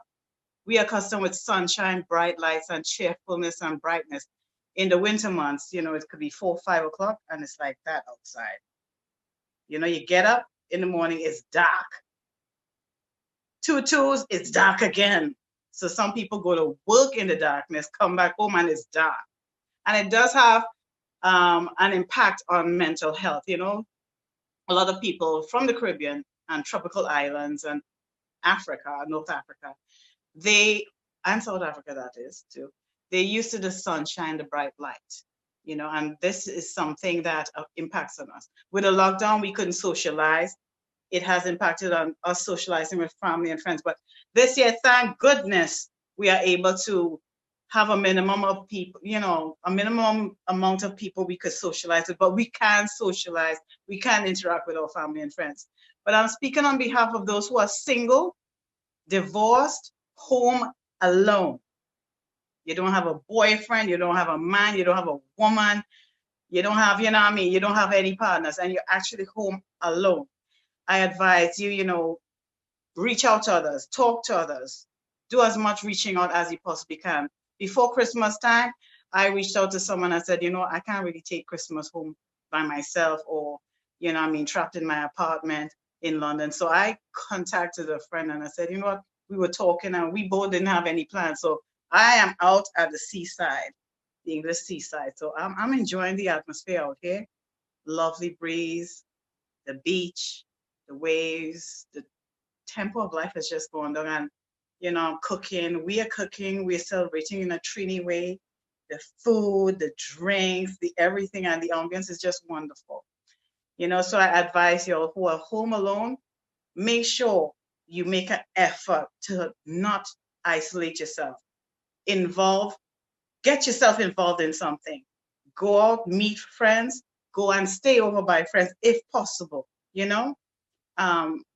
Pay attention to the health situation that everybody is facing with in this time of year, with the COVID, the different strains that's popping up, its ugly head from time to time. But make sure, try and not be on your own. And if you're on your own, connect with other people. Now, coming back to the Caribbean scenario, when we was back home, growing up as a child in Trinidad and Tobago, even though we had the parang music playing and the soca parang and everything that going on, we always had this Western influence. I could have, every year you'd hear Nat King Cole will be singing something like this. And it goes like this. Chestnuts roasting on an open fire, Jack Frost nipping at your nose, Yuletide carols being sung by a choir, and folks dressed up like Eskimos. Everybody knows turkey and the mistletoe would help to make the seasons bright. Although it's been said many times, many ways, Merry Christmas to you. And you know what I found? That was really weird. It was really whack. We were in Trinidad and we were singing chestnut roasting on an open fire, Jack Frost nipping on our nose. And in Trinidad, we don't have none of that. You know, there's no mistletoe, there's no, under the fireplace and all this frozen face and frostbites. We're not used to that. But I think this is what we should be singing in Trinidad with reference to that song, Chestnuts Roasting. Okay, here we go. Cashew nuts roasting on an open fire. Sunshine shining on your face. Yuletide carols being sung by a choir and folks dressed up like mariachis. Everybody knows a turkey and guess what? It ain't gonna be mistletoe, trust me. A turkey and some puncha creme will help to make the seasons bright. Although it's been said many times, many ways, Merry Christmas to you. There you go. And I always thought we should have that kind of vibe going on. Thank you very much. It's the Christmas time. This is how we celebrate. We don't celebrate frost snows and cold and shivers. We celebrate it in a nice, cheerful mood. And I think we should sort of like adapt that to our way of life. I'm so happy to be here. I am so happy that Atiba, thank you very much for inviting me. Thank you for T&T Empire Global Travel, which has been going on for 4 years. And I want them to be going from strength to strength. And we wish them all the best of luck here and from Timbuktu. Thank you. Yes. Thank you so much. So Puncha Creme is here, right? Oh, yeah. We have to say Puncha Creme. That makes us happy. So let me ask you this. Did you grow up in Trinidad when you was younger, Yes, right? I grew up. I was born and bred. You ever had one of them pine Christmas trees where it is, by the time it is you drag it in the house, it leaving a trail? Hell no. We had the plastic. We had the plastic. It had nothing to do with pine trees. The plastic from America. But yes, I can tell you, I grew up. I actually went and cut down. We had a plastic one as well. Listen. There's no point. The what? Watch me. I never really saw pine tree in Trinidad. My goodness, we went when we was growing up. It was me, my brother, and my friends. We went in the pine and we cut down a piece of pine to bring it in the house as a Christmas tree. Eh? The way how my grandmother pelled that outside. Eh? You come and dirty up the floor. Watch me. Dirty up the place. She said, "What you coming in here with that?" And my sisters and them making the little ornaments and thing by hand to put on the tree. And my grandmother said, we putting up the tree that Auntie Daphne sent from New York for us. We say, okay, grandma. No cleaning up to do, boy. What? No, not at all. In England, I don't have that at all. Give me the fake tree. I could put it up every year. I don't have to worry about anything. Oh, thank you so much, Joan. Thank you so much. Thank you so much. Thank you very much for being here. Ladies and gentlemen, this is what it's all about. We're bringing the whole of Trinidad here in one big pail house. So you can eat a little bit if you want to, Giselle. Take a little something if you want. I'm going to bring in Mr. Sean Flores. He's going to represent right here on the Trinidad and Tobago Empire. Shout out to Atiba one time. Shout out to all the beautiful people that are taking the time out this evening to line with us. We're happy and we're very much appreciated. So, Sean, good evening, my brother. Yes, good evening, everyone. I hope everyone's had a good Christmas. Technically, I should be in Trinidad, but my passport hasn't come in time, so I'm here stuck in the, as Joanne said, the darkness. But most importantly, so I'm reaching out. I wanted to get in contact with everyone because basically I spoke to a woman called Denise Cummins in Trinidad. She runs TEDx Porta Spain. And I pitched an idea to her that I thought was quite good and somewhere that I haven't seen anywhere else. And it was referring to the Trinidadian impact in the UK and looking at that in the form of a TEDx talk or perhaps in a mini documentary style. So whenever we think about the Caribbean, the biggest impact and the biggest import is typically Jamaica and reggae. But people forget that there's a whole big world outside of that. Obviously you got Claudia Jones that created the Blueprint for Carnival, you've got Trevor McDonald, you've got Dark as Howell, you've got Jadon Sancho who plays football and both his parents are Trinidadians. So essentially what I wanted to be able to do was to create a documentary in some sort of capacity about the Trinidadian impact in the UK, and to essentially create a long-lasting legacy for Trinidadians that come to the UK and Trinidadians even in Trinidad to understand the relationship and how important it's been for us and the impact we've had over here in the UK. And I just wanted to reach out to people and probably drop my email in the chat, drop in all my socials for anyone that wants to come and talk on it, and drop me some ideas and see if we can put together something to pitch to the travel board and to also put together for a TEDx talk. So that's really and truly why I'm here. But just to say thank you for everyone for listening. Sean, thank you so much. If it is, you want to put all that information straight into the chat, because definitely a lot of people, you definitely have Pavel, who will definitely have an influence in that as well, because that's right down his corridor of creative thinking. So this is where it is we can all come together and make sure we push it outwards as well. So Sean, thank you so much. Thank you very much. So we have two more people before Mr. Funky gets in, right? And I'm going to give everybody the opportunity, to in the chat say what part of Trinidad you're representing.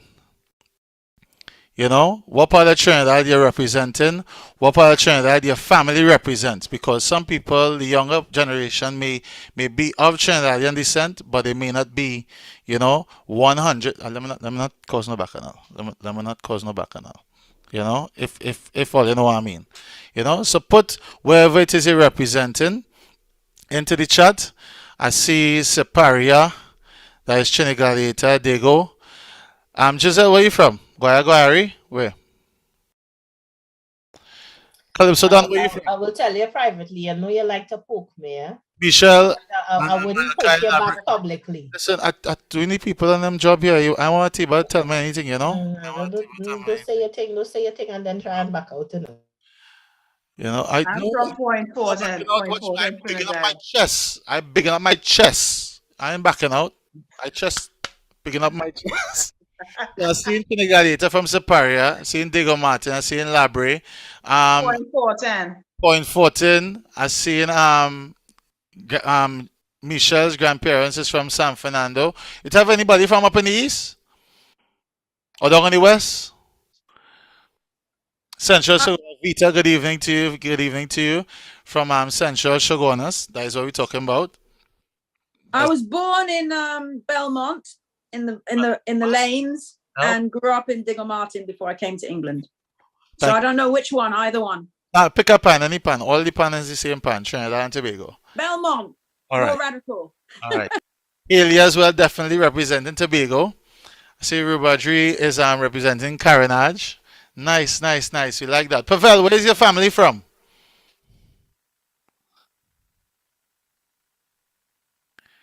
Let we know. At least Sean, Arima. Maraval. Nice. Yeah, Maraval. Sorry. All right. Sean, I see Arima there. That's what the best doubles is, eh? Best doubles. No. Point. Nah. Point 14. I'm going to watch me. Listen, I am a chef. I am a chef. Point 14 are the best doubles. I tell you all, yeah. Giselle, how much place you want to be in? Laventil, Barataria, Sour, and Shogunas. I was born. You see what I tell you? I was born. You say you want to know something. By the Caroni River.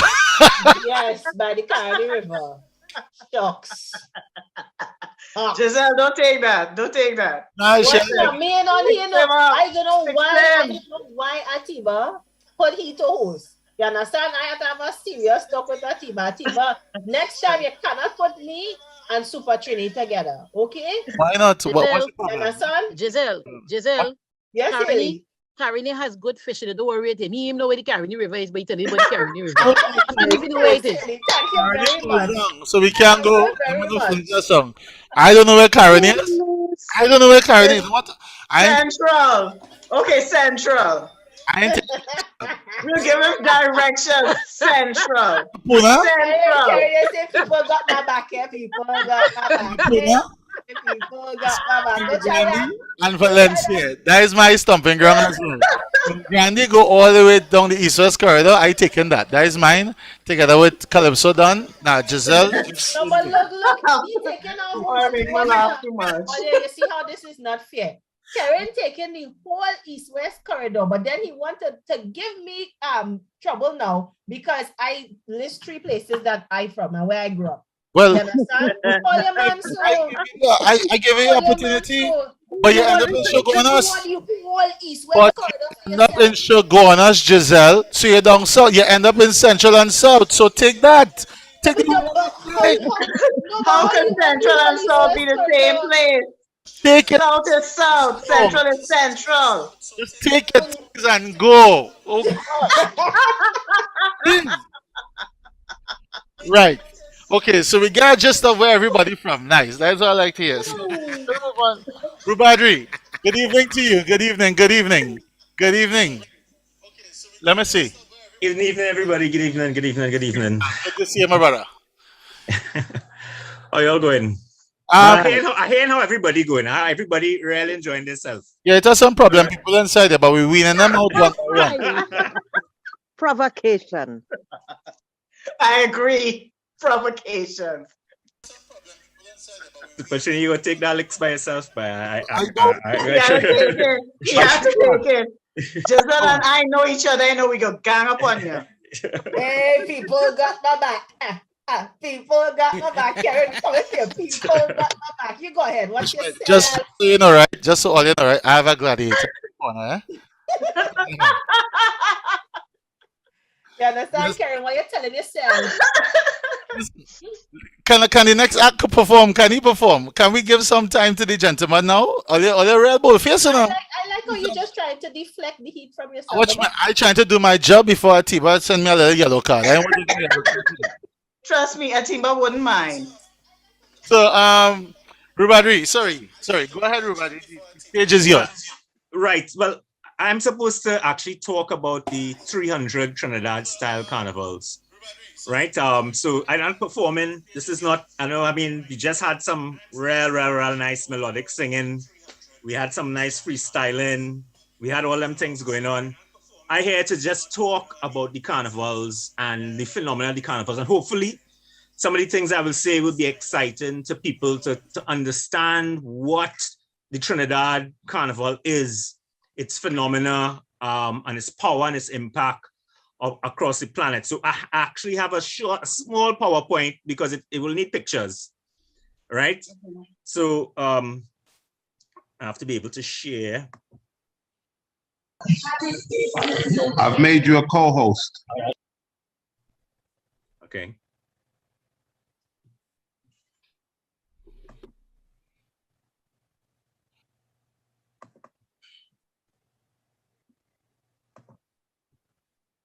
All right, are you all seeing that? It's coming on, not yet. Yes. Yeah. Okay. So there are 300 Trinidad style carnivals all over planet Earth.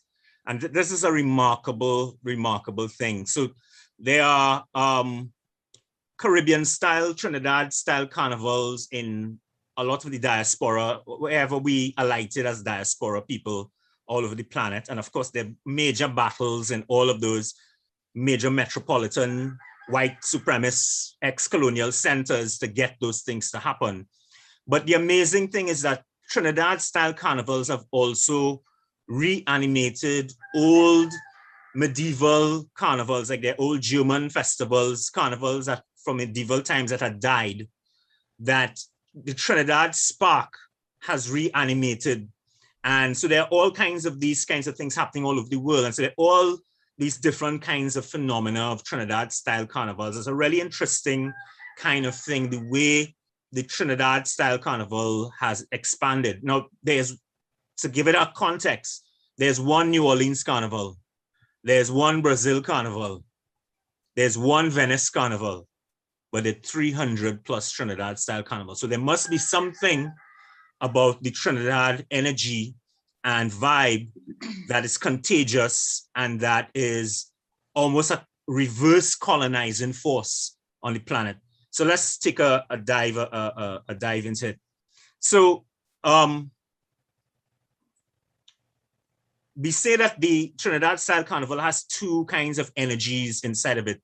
there's the Mardi Gras, and there's the Camboulé.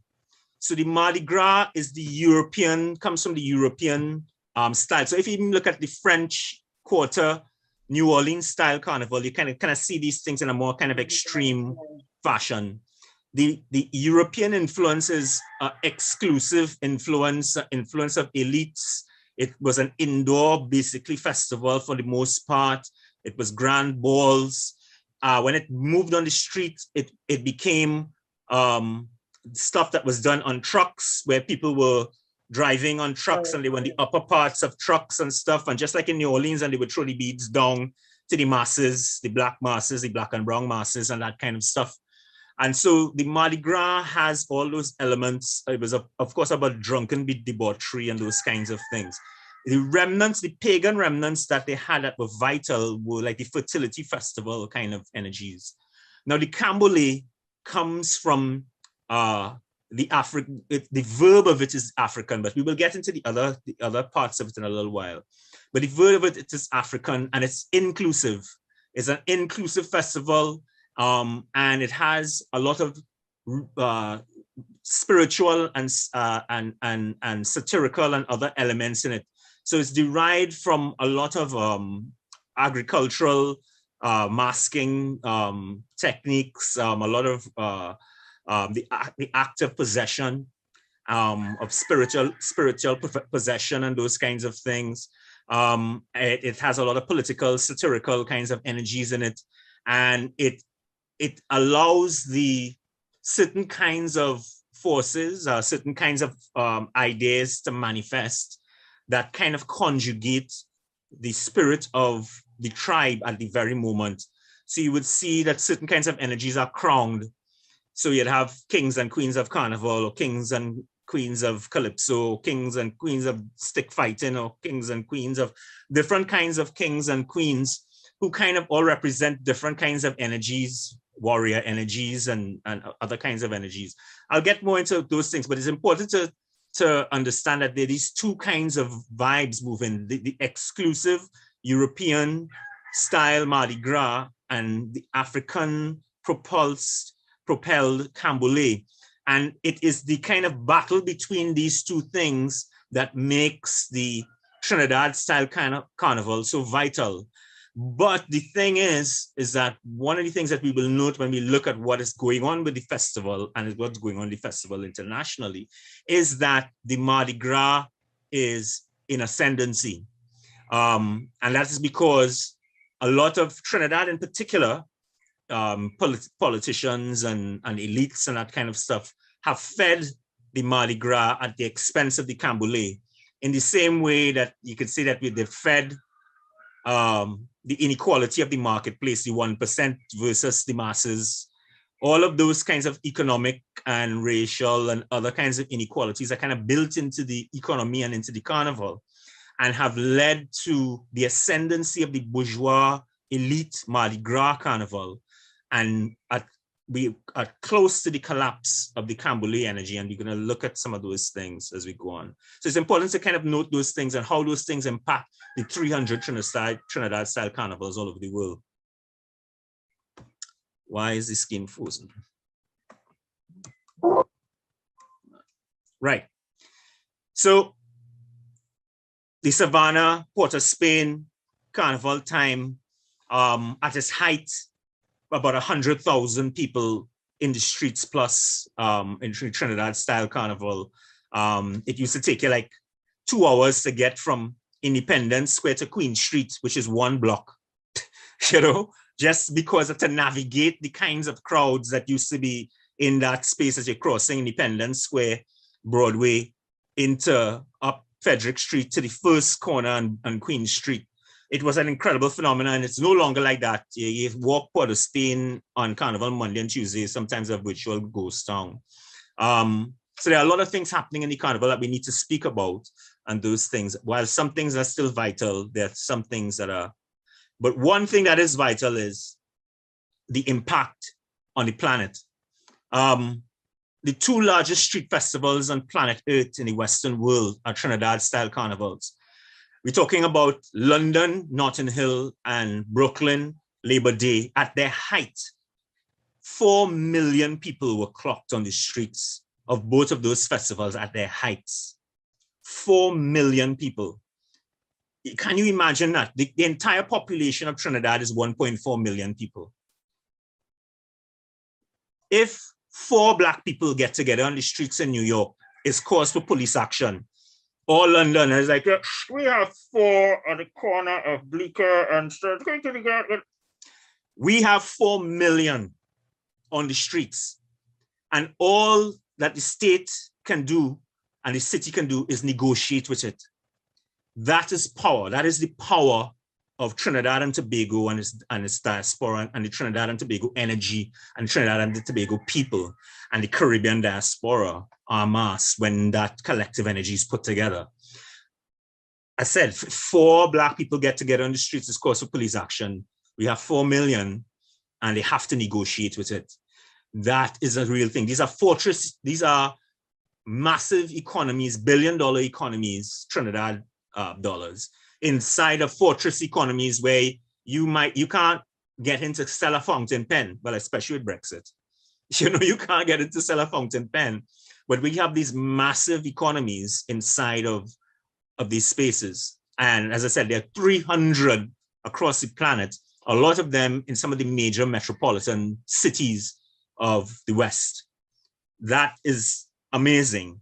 And one of the things that has happened because of the weakness of administration of Trinidad and Tobago at the center as a source is it has weakened the hand of the administrators and administration and the source code and the ability of the sovereignty of a lot of those festivals. So we have lost sovereignty of a lot of the metropolitan festivals. They have been taken over by city communities, by grant, like guilds and councils and all kinds of different kinds of things in various polities. And, a lot of, and sometimes it's because of the bobble and thing in the past Trini administrations and that kind of stuff. But when the center is weak, when the center does not understand, if the NCC, the National Carnival Commission in Trinidad and Tobago, does not understand that its mandate is the 300 plus Trinidad styles on planet Earth and not how much time people jumping up on the stage and this band can't take 2 hours to jump on the stage and all your energy is spent on policing people jumping up on a stage and stupidness like that. When you have 300 plus festivals that are worth up to, this is 2010 figures when we calculated this in 2010, $15 billion. Exactly. Worldwide. But you quarreling about... so you have no franchise. They should franchise it. We don't understand. People have come to us. We have set up, Trinidad and Tobago has set up carnivals in Africa, in Latin America, and in states in Luton and those kinds of things. We set up those carnivals. They asked us to come and set them up and teams were sent. But that science and stuff, we have not understood it and we have not mapped it. We have not taken proprietorship of it. And we have not monitored and kept a hold on these festivals and those kinds of things and all the different traditions that run through it, the costume traditions, the pan traditions, the musical traditions, all the different Trinidad style and Caribbean products that should be using those festivals to flood platforms, marketplaces of the metropoles and reverse colonize, and films, television. We have not done that work. Our leaders, political leaders and business leaders have been completely at sea. They've been ignorant. They have been corrupt and they have not understood those things. And we're missing the boat. And we're missing the boat from all those traditions, and we're missing the fact that the carnival is at the heart of Afrofuturism. It is the heart, it's not just the heart of the past and the present, but it is also the possibility of the future in it. And so these are the kinds of things that we need to talk about. Now, all of that what we've just seen came from these places like East Port of Spain and Laventille, right? So you say like Trinidad and Tobago has 7 mother communities: Point Fortin, Arima, Tobago as village, Woodbrook, St. James as conurbation village, Arima, said Arima already, Princess Tongmaruga as village, Couva as village, you know, so all of these sites and spaces contain all kinds of incredible energies as a festival nation, you know, who's holding the energies for Diwali, and who's holding the energies for the First Nations, and who's holding the energies. But possibly we could say the mother of mothers is East Port of Spain. The ghetto of East Port of Spain, Belmont, Laventille, Mova, Gonzales, the whole, you know, from Charlotte Street, go all the way to the borders of Saint Juan, you know. That's the heart of the thing, that Pan, Mas, and Calypso, all the Holy Trinity emerged from these spaces. You know, the Calypso tents, the Steelpan yards, the steel bands. There are over 75 steel bands in Laventille, Belmont alone, you know, out of 245 orchestras nationwide. Orchestras, you know, steel band orchestras. So, and the thing is, the interesting thing is that in the last 20th century, according to me as a historian, I say that it was the era of golden ages of the African diaspora. So there was ages of Pan, Mas, and Calypso in Trinidad. There was ages of reggae and dancehall in Jamaica, ages of samba in Brazil, ages of son and salsa and those things in Cuba, ages of jazz, for blues, jazz, pop, rock, hip hop, disco, funk, all of those things in African America and stuff. Elder of mine, the late great Tony Hall, said that these were not just forms of music, but they were ways of seeing that changed the world. All of these cultural revolutions accompanied massive civil unrest and revolutions that changed the legislative and the lived format of the entire societies that they lived in and across the entire new world and the planet. Black music, which was banned up to 100 years ago, the drum and all those kinds of things, is now the music of planet Earth. It is the de facto popular music of planet Earth. All our rhythms is what runs the popular music on planet Earth across all continents, across all polities, everywhere on planet Earth. These were things that were punishable by death 100 years ago. But this is, again, the power of African people, the power of the diaspora, the power of these things. And at the heart of the golden age is a particular formula where young boys from the ages of 12 to 27 flipped from becoming populations or demographics that are to be destroyed, gang boys and the boys who are the extreme edges of the society, into becoming kings, princes, and gods. The greatest poets of the 20th century and 21st century, greatest inventors, you know, billionaire businessmen. I mean, the works.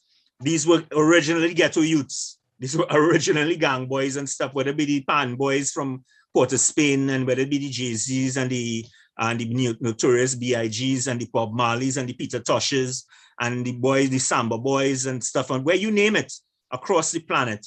That transformation is at the heart, and the drum is the magic, the shift in rhythm. You could see clearly in African America, from the shift in rhythm from blues to jazz to pop to rock to funk to R&B to hip hop, all those shifts in rhythm, each birthing a new golden age and a new generation of boys who transform from these gang boys into these princes. Note that as of the 1990s, white supremacist energies at the industrial side, political side, and those kinds of things have found ways to now convert these forms, golden age forms of culture, into, they weaponize it against the community. So at one point in time, for 100 years, Black music was about Black love. It was about Black, about Black revolt and resistance, about Black, crowning ourselves in our communities and those kinds of things. As of the 90s, where the gangster emerged as the muse of the music, and that was completely engineered at the white industrial level. I remember going to all these cities, a lot of cities in the States during the 90s, pre-1995, and the most popular rappers on the ground in every single city were conscious rappers. Not one of those rappers ever got a contract. Never, not one of them got a record deal. All the guys who got the record deals were the gangsters. And those kinds of stuff. I mean, the hoes. Yeah, they silenced an entire generation of geniuses. And up now, people don't even know their names. It is as if they never existed.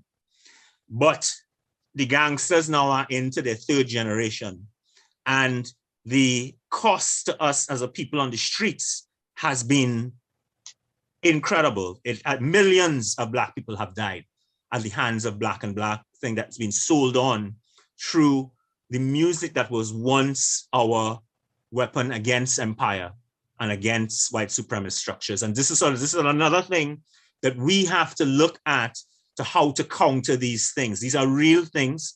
And you see, the thing is, it's not just, this is like, what is joke for schoolboy is death for crapo. It's not just the music. It is, they are actively also moving drugs and guns into our communities. So it is like the hardware is being provided and then the software of the music is providing the soundtrack for the murder. So this is something that we need to understand, but the way out has always been, our culture has shown us the solution. The golden age energies of the drum music is the solution. And the cultures that have been derived from the drum music, all the different cultures, whether it be samba and son and rap and hip hop and soca and raga soca and Afrobeat, and the solution to how to convert the boys from dogs to gods is in the music. And so we need to remember ourselves. So the Trinidad Style Carnival has three heads, right? There are three things that are the thing that run it. And so the thing is the music. That's where the Orisha live. The Orisha, the African godheads, whatever you may call their names, from all the 10,000 nations of Africa, that all had this thing that was locked into the melanin and to their DNA, that understands spirit and those things, that understands how to unlock connection with ancestor and a connection with the elements and connection with the divine through rhythm. That thing, the rhythm is the thing. So without Calypso, there is nothing, none of the other things. And Calypso is the root form of music from as far north as New Orleans to far south to the tip of Brazil, the boundaries of Brazil. Calypso is the root form of music of that entire space, So, that's where salsa and reggae and all of these things come from. They come from a soca root. They come from a calypso root. Calypso is the base of a lot of these musics and stuff. And Trinidad was the metropole. We are celebrating now 1912, the first Calypso recording, right? So we are going into celebrating 110 years of Calypso as a music, making it one of the oldest recorded musics on planet Earth, right? It's 5 years older than jazz, right? So it was in New Orleans before jazz was in New Orleans, right? Wow. As a recorded music and as a music on the ground, right? So the thing is that that's the power of the thing. And so Lovey's band, whose music is in the Smithsonian time capsule with, I think, 45 songs or something, that when nuclear holocaust and the cockroaches overtake the planet, inside that type capsules are 45 songs, and the only non-American song is Lovey's band, is Calypso from Lovey's band, because it is considered world heritage music, that important to the tradition of the planet. And out of that calypso, that root music, comes all these other forms, right? It will become ska and all those things, and eventually become reggae in Jamaica and stuff. Now, that period from the 1930 to 1956, I say, is the golden age. That's the beginning of Steelpan being created in 1930s, and to 1956, Calypso music, the album Calypso by Harry Belafonte, becomes the first platinum album on planet Earth. Right, so that from 1912 to 1956, this is just 40-something years, right? This music becomes the most popular music on planet Earth. So there's a period between 1940, from the war, to 1956, when Calypso is toyed with as the next pop music of America. There are like 100+ Calypso musics, and all the big Hollywood stars and everybody's singing Calypso songs and all these kinds of things. And it is crowned by Harry Belafonte beating Elvis Presley to becoming the first million-selling album on planet Earth. Calypso music, our music, does that, right? And then right after that, I suppose there's a backlash to that, and rock kind of takes over that space, you know, that Calypso, pop and rock takes over that space that Calypso was being toyed with, because they realized, I suppose, with Harry, that it would have had a black face. And not only that, Harry was a civil rights activist and all those kinds of things. And I'm sure the industry was like, like, it was like, you know, and he was a pretty boy. He and Elvis were battling to see who were the prettiest, you know, in the world, the most beautiful boys in the world, you know, kind of thing. Harry beats him to the punch, and I'm sure the powers that be were like, okay, enough. You know, time to program Elvis, you know. So the other chamber of the Trinidad style carnivals is pan, right? The magic invention. This thing that was taken from the waste of the West, discarded oil drums that are taken by ghetto boys from East Port of Spain and all over the country and that kind of stuff, and converted into the only acoustic instrument created in the 20th century. You know, an instrument that resolves the chromatic scale. The first time the entire chromatic scale is rendered on one instrument, where you can access the entire chromatic scale and the cycle of fifths and that kind of stuff on one instrument. This magical instrument created by these ghetto boys who were in gangs and converted themselves into orchestras. This is amazing. This is magical. This is magical stuff. Inventors like the late Tony Williams, who passed this week, right? Who created the spiderweb pan, which is the pan that resolves the entire chromatic scale on one instrument, right? You see here as an old man, but these were ghetto boys, you know? Taspo, that picture at the top there is Taspo, which tours England in the World Fair in the 1950s. 1930, pan is invented, right? Tambu bamboo is converted into the pan and stuff. 20 years later, the gangs of East Port of Spain have come together to create a mother band called Taspo, which are formed from all the different boys, the master players from all the different gangs, now orchestras, playing an instrument that they invented in an orchestra that they created, now going to tour the planet, playing songs and music that they have created for that instrument. This is magic. This is magical stuff. No private sector, public sector intervened or anything. There was nobody.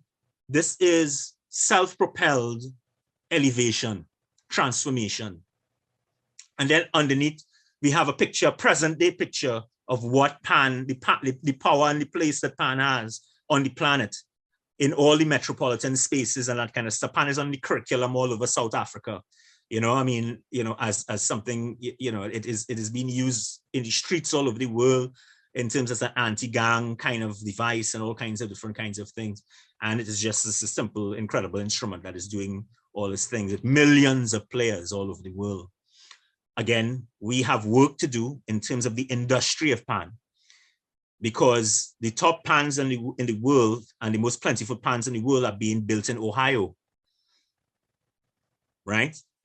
And the best pans in the world are being done in Japan and the Netherlands, right? So we are not doing the work with the rigor and the industrial rigor that is necessary to keep proprietorship of these things and to keep on top of the industrial possibilities of this instrument. And pan can easily be $1 billion contributor to Trinidad and Tobago's GDP. Yeah. If we had leaders that understood those things.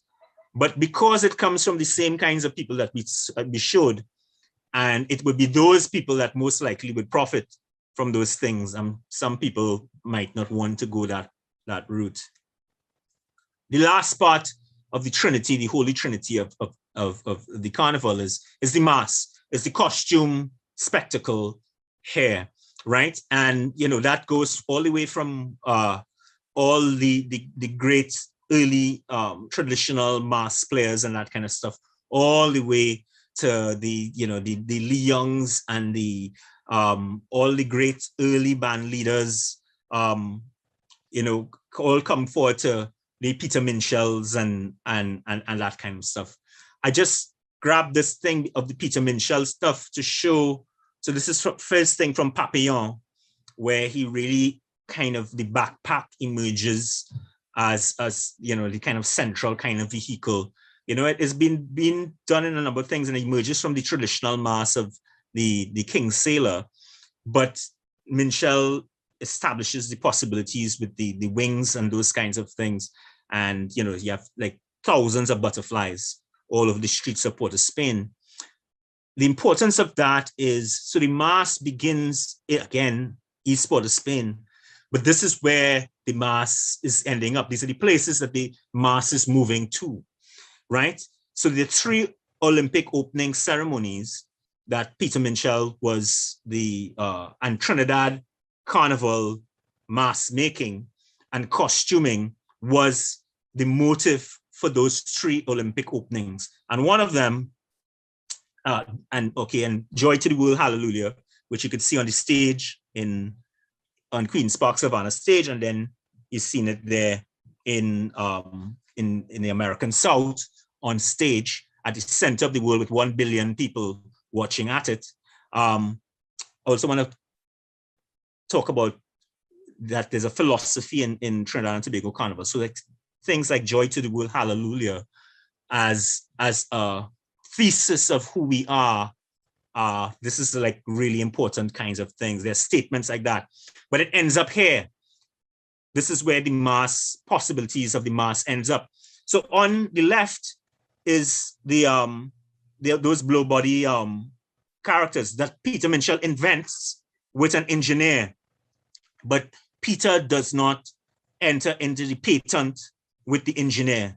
So the engineer, the American engineer, he puts his name on the patent for those, the slinky figures that wave and that kind of stuff. And he becomes a multi-millionaire. And, but that is a Trinidad and Tobago invention, right? Which is all about kineticism and all the different things about mass and those kinds of things. How do you translate motion and kineticism so that from like hundreds of feet and yards away to communicate with viewers and that kind of stuff, with height and those kinds of things, using the elements and motion and human motion, those kinds of things. So on one side you have that, which is the further amount of inventions of Trinidad and Tobago. So the backpack that Trinidad and Tobago invents and stuff is now being used in Hollywood, and it's being used in Disney parades, and it's used all over the planet. Anywhere there are festivals all over the planet, those backpacks or some facsimile of those backpacks are being used. We did not patent it again. We did not. So that's billions of dollars of IP floating out there. On the other side of it is from one of those openings, the opening of the Winter Olympics at Utah, Peter Minchell wins an Emmy. And so I should say Trinidad Carnival wins an Emmy. right? So these are the different trajectories of the festival and the power of the festival. We talk about the philosophy embodied in certain statements made in the festival. This is considered by many the greatest carnival costume of all time. It's called Beauty in Perpetuity, from the Band of Clowns by George Bailey. This is created by Terry Evelyn and George Bailey. It is the image of God as a divine clown. And what you're seeing there is, it is human life emerging from the vulva, emerging from the, that's what's painted on the head, and the head emerging and that kind of stuff, but it's also the solar system and the Big Bang. And those things, you know, like created in the form of, so it is God in the two sets of creation, the creation of life, of new life, and the creation of life itself, and as the divine clown. But the idea of beauty in perpetuity is an incredible idea, it's an incredible Afrofuturist idea, it's an immortal African idea, the African principle of joy, the African principle of beauty and what it means. How is Trinidad and Tobago able to do this? Why is there one Venice Carnival, one New Orleans Carnival, one Brazilian Carnival, but 300 plus Trinidad style carnivals? What is it that makes the Trinidad Carnival so contagious, and that it is the metropole of this thing? People have to keep coming to it to kind of, you know, ground with that source energy to remove, despite all the incompetencies that I've addressed about the leadership at political and private elite level. My theory is that all the festival tribes of the festival peoples of the world came to Trinidad by divine accident or historical accident. So this is an image of Ram Leela, the Hindu retelling of the Ramayana by the East Indian community, Hindu community in Trinidad and Tobago. So it is the Bengal and Bihar villagers who come to Trinidad and Tobago. That's the festival seat of India. These are people in the streets, millions strong, with massive Ganesh effigies, with Pagwa, with the dye, the holy dye and that kind of stuff, with the Ramayana, and with both Hindu and Muslim populations. Those are the people that come here in the 1800s. They come with the Jose Tajas from the Muslims and that kind of stuff, 30-something foot things of the death of the Prophet Muhammad and those kinds of things. All of that comes here. The Africans from the west coast of Africa, the Gold Coast of Africa, Igbo, Yoruba, Fulani, Ashanti, Congo, that's who comes here. It is the festival seat of Africa. People who enter understanding possession, masking, dance, all those crafts, the entire, you know, consecrating and coding entire civilization and music, you know, the 401 Orisha, the lower, all of those, that's what comes here. That's who comes here. You know, the wit and the humor and all of those things at the Gold Coast. The French at the time of Louis XVI, when the French being the most French that they could be, right? Flamming down the space. This is them at the debauch best, right? This is the height of the kind of corrupt state of the elites and that kind of stuff, the massive grand balls and that kind of stuff, excess to the nth degree. That's who comes here. The French, the festival seat of thing, who remember the kind of pagan kind of sensibility of Europe, you know that is kind of like destroyed in the English sensibility. The French of Louis XVI is like the complete opposite of the English. They come here, as well as the Spanish, with their very, very, very kind of sanctimonious Christian and Catholic rituals, massive festival, spectacle, and that kind of stuff. The Warao, the tribes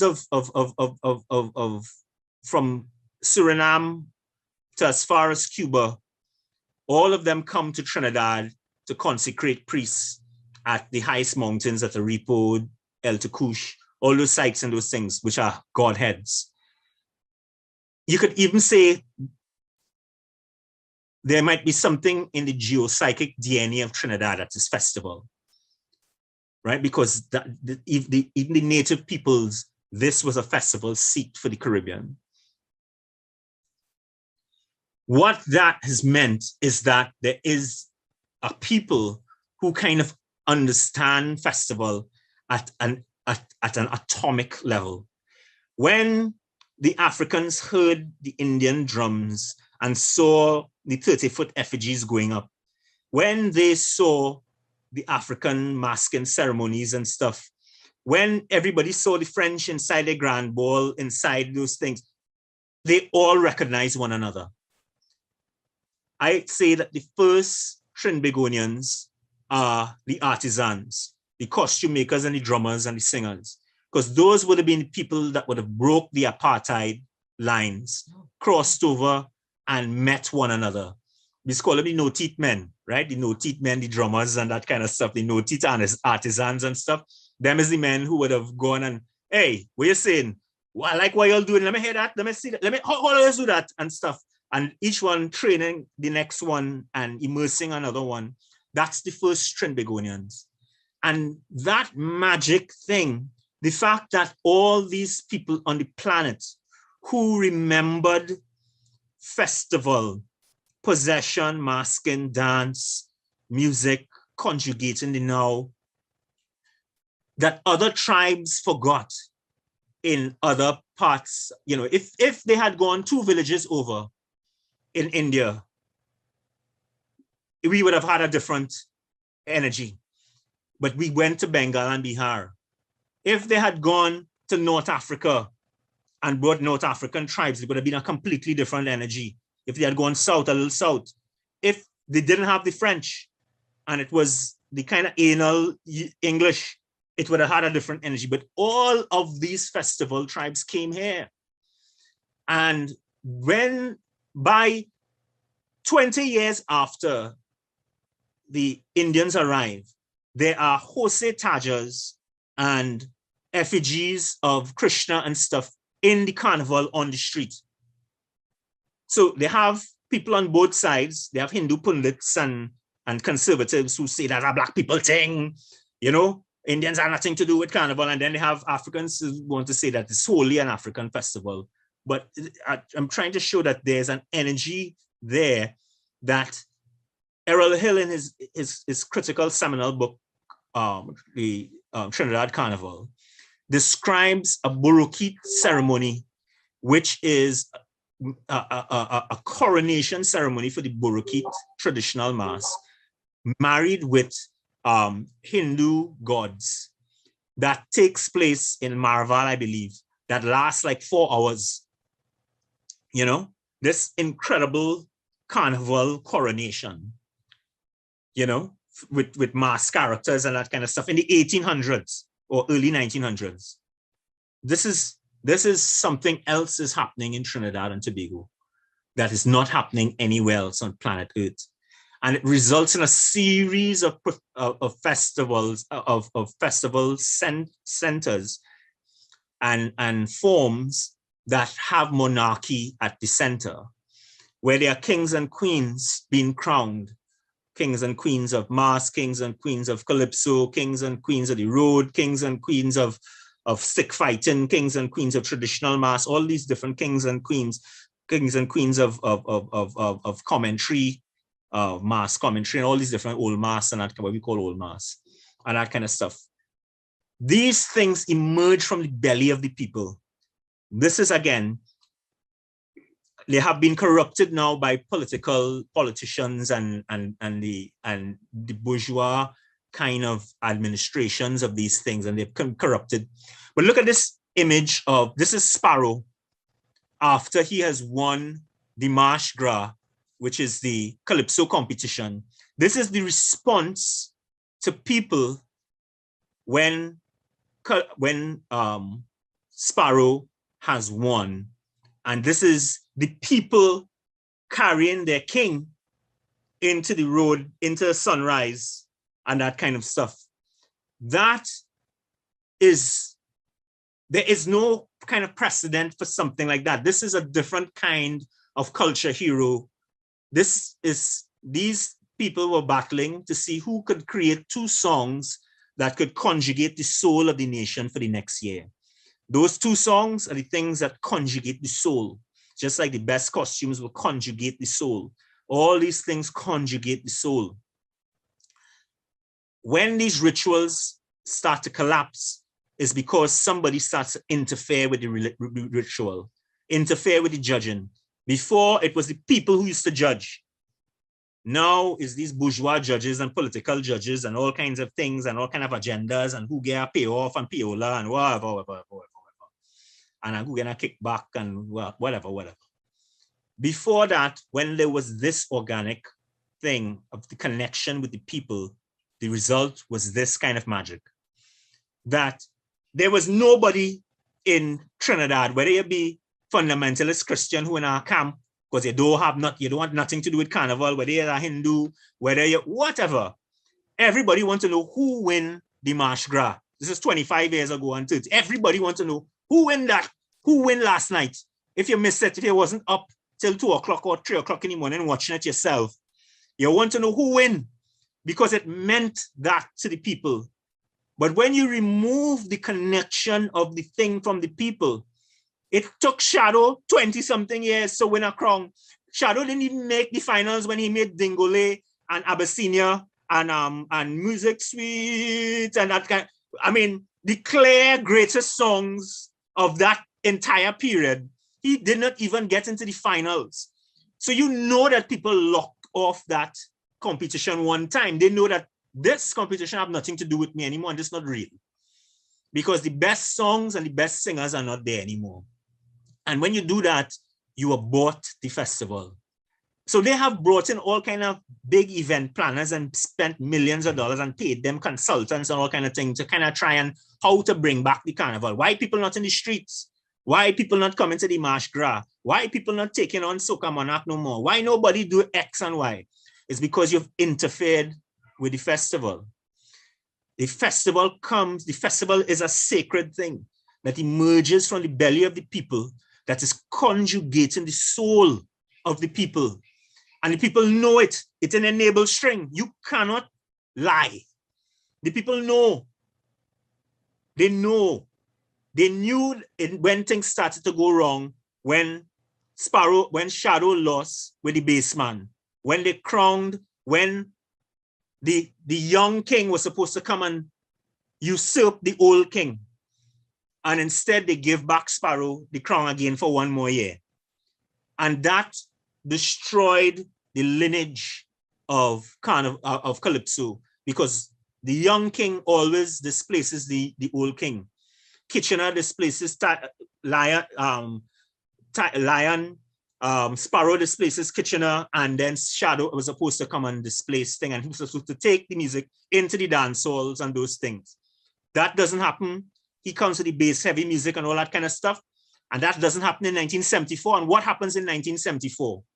Reggae appears in 1974, and the energy moves from Trinidad to Jamaica, because we abort where the energy wanted to go. Imagine if Shadow had taken the crown and the music that was all the hundreds of other youths who were playing music like that, all the bass heavy music and all the kind of funky music and that kind of stuff was supposed to happen. We would have to wait until Rudder and the Rapso men 20-something years after to start to hear that music start to arrive again.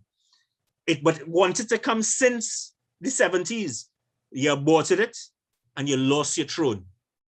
That is what happens when you interfere with ritual. So wrapping up, all of these festivals, especially in Trinidad and Tobago, are led by these spirit guides, these gods and manifestations that populate the streets, the traditional mass.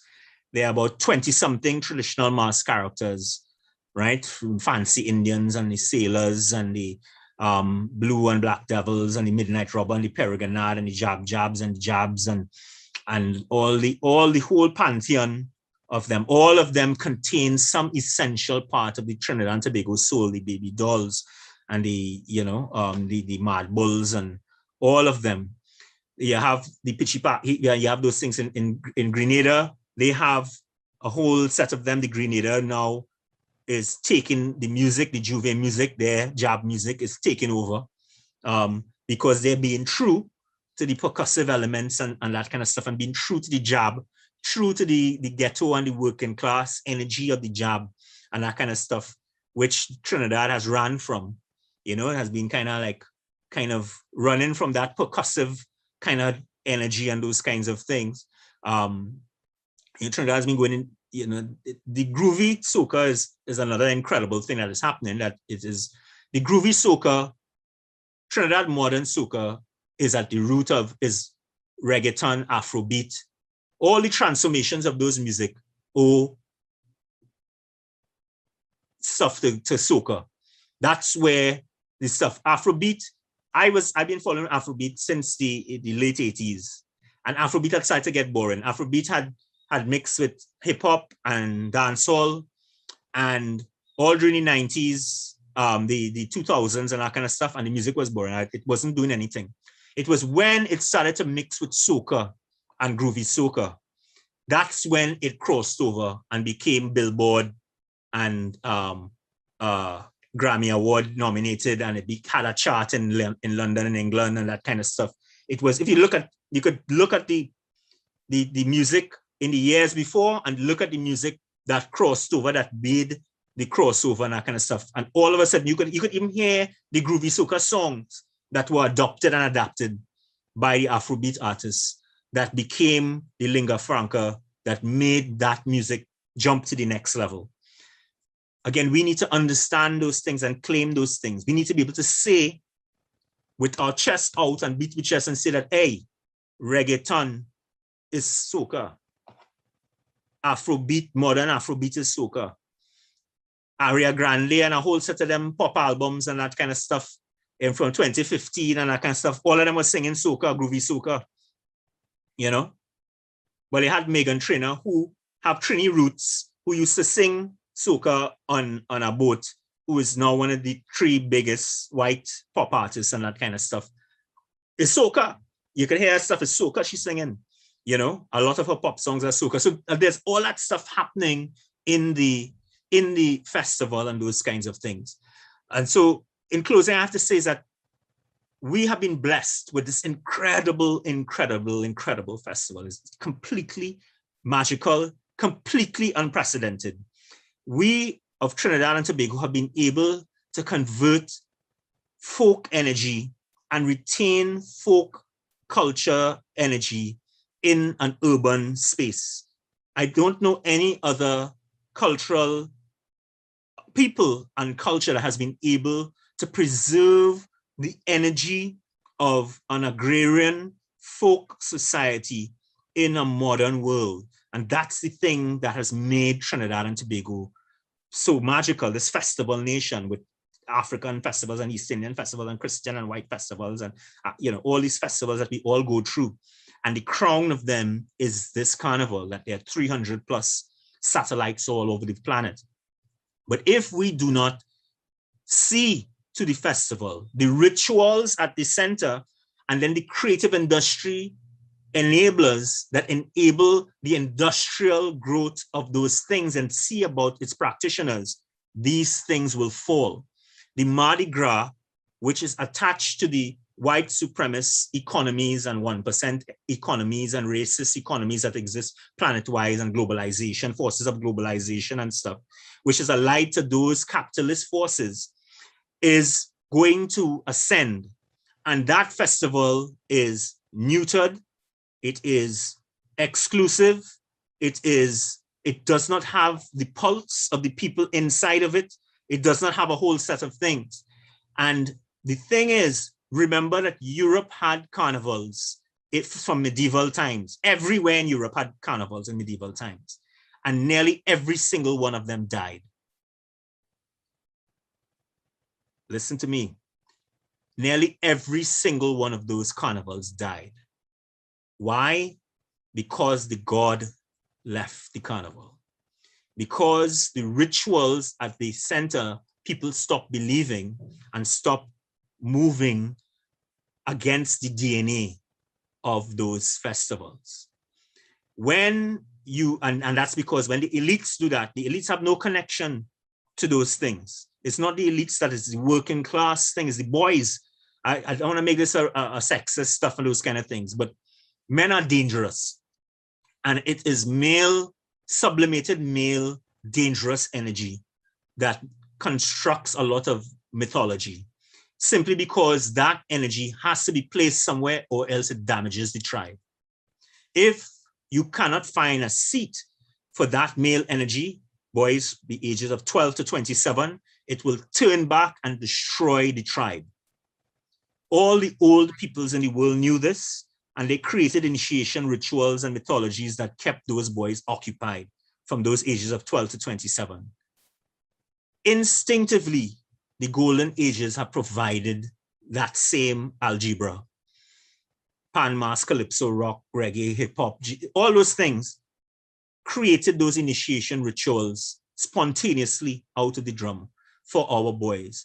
But if we do not nurture the creative industrial things that enable those things to happen, it will collapse.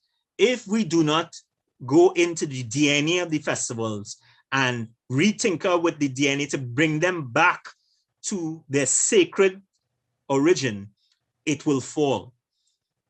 The image that you're watching is the first time that we had mass action for by artists in Trinidad and Tobago.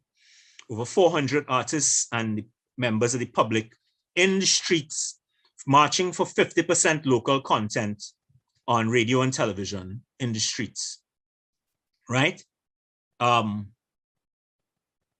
If we don't put those kinds of things in place, all those enabling things, then the culture will fall and the carnival with it. And then when those carnivals are left up to, because we have lost proprietorship of it, and it's left up to white supremacist structures in those countries, it is even possible those festivals themselves could be weaponized against us, just like the music has been. Tyranny does not sleep. Tyranny does not sleep. Tyranny does not sleep. If we spit on the gifts that the gods have given us, we will pay dearly. And we have been given these incredible gifts. We have to see to them.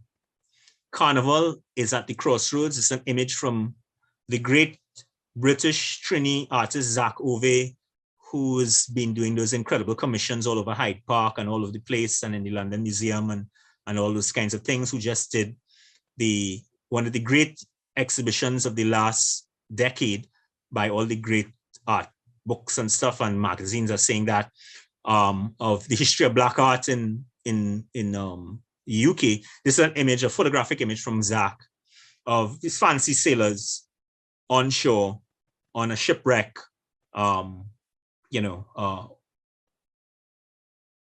wandering, looking for the mission. These fantastical Afrofuturist, immortal, Igungun ancestral characters. They want to find their way back to us. We have to do the work with the ritual, and we have to do the work with the industrial enablers so that we can find them again. Thank you very much, one and all. That was 300 Trinidad style carnivals. Wow. Brilliant. Absolutely Amazing. brilliant. Thank you. Style. Oh, wow. Oh, Are you my taking goodness. questions? Yeah, sure, yeah, no problem. Yeah, I got a question. Could you expand? This is Desmond Murray. Hi, Desmond. Pretty good.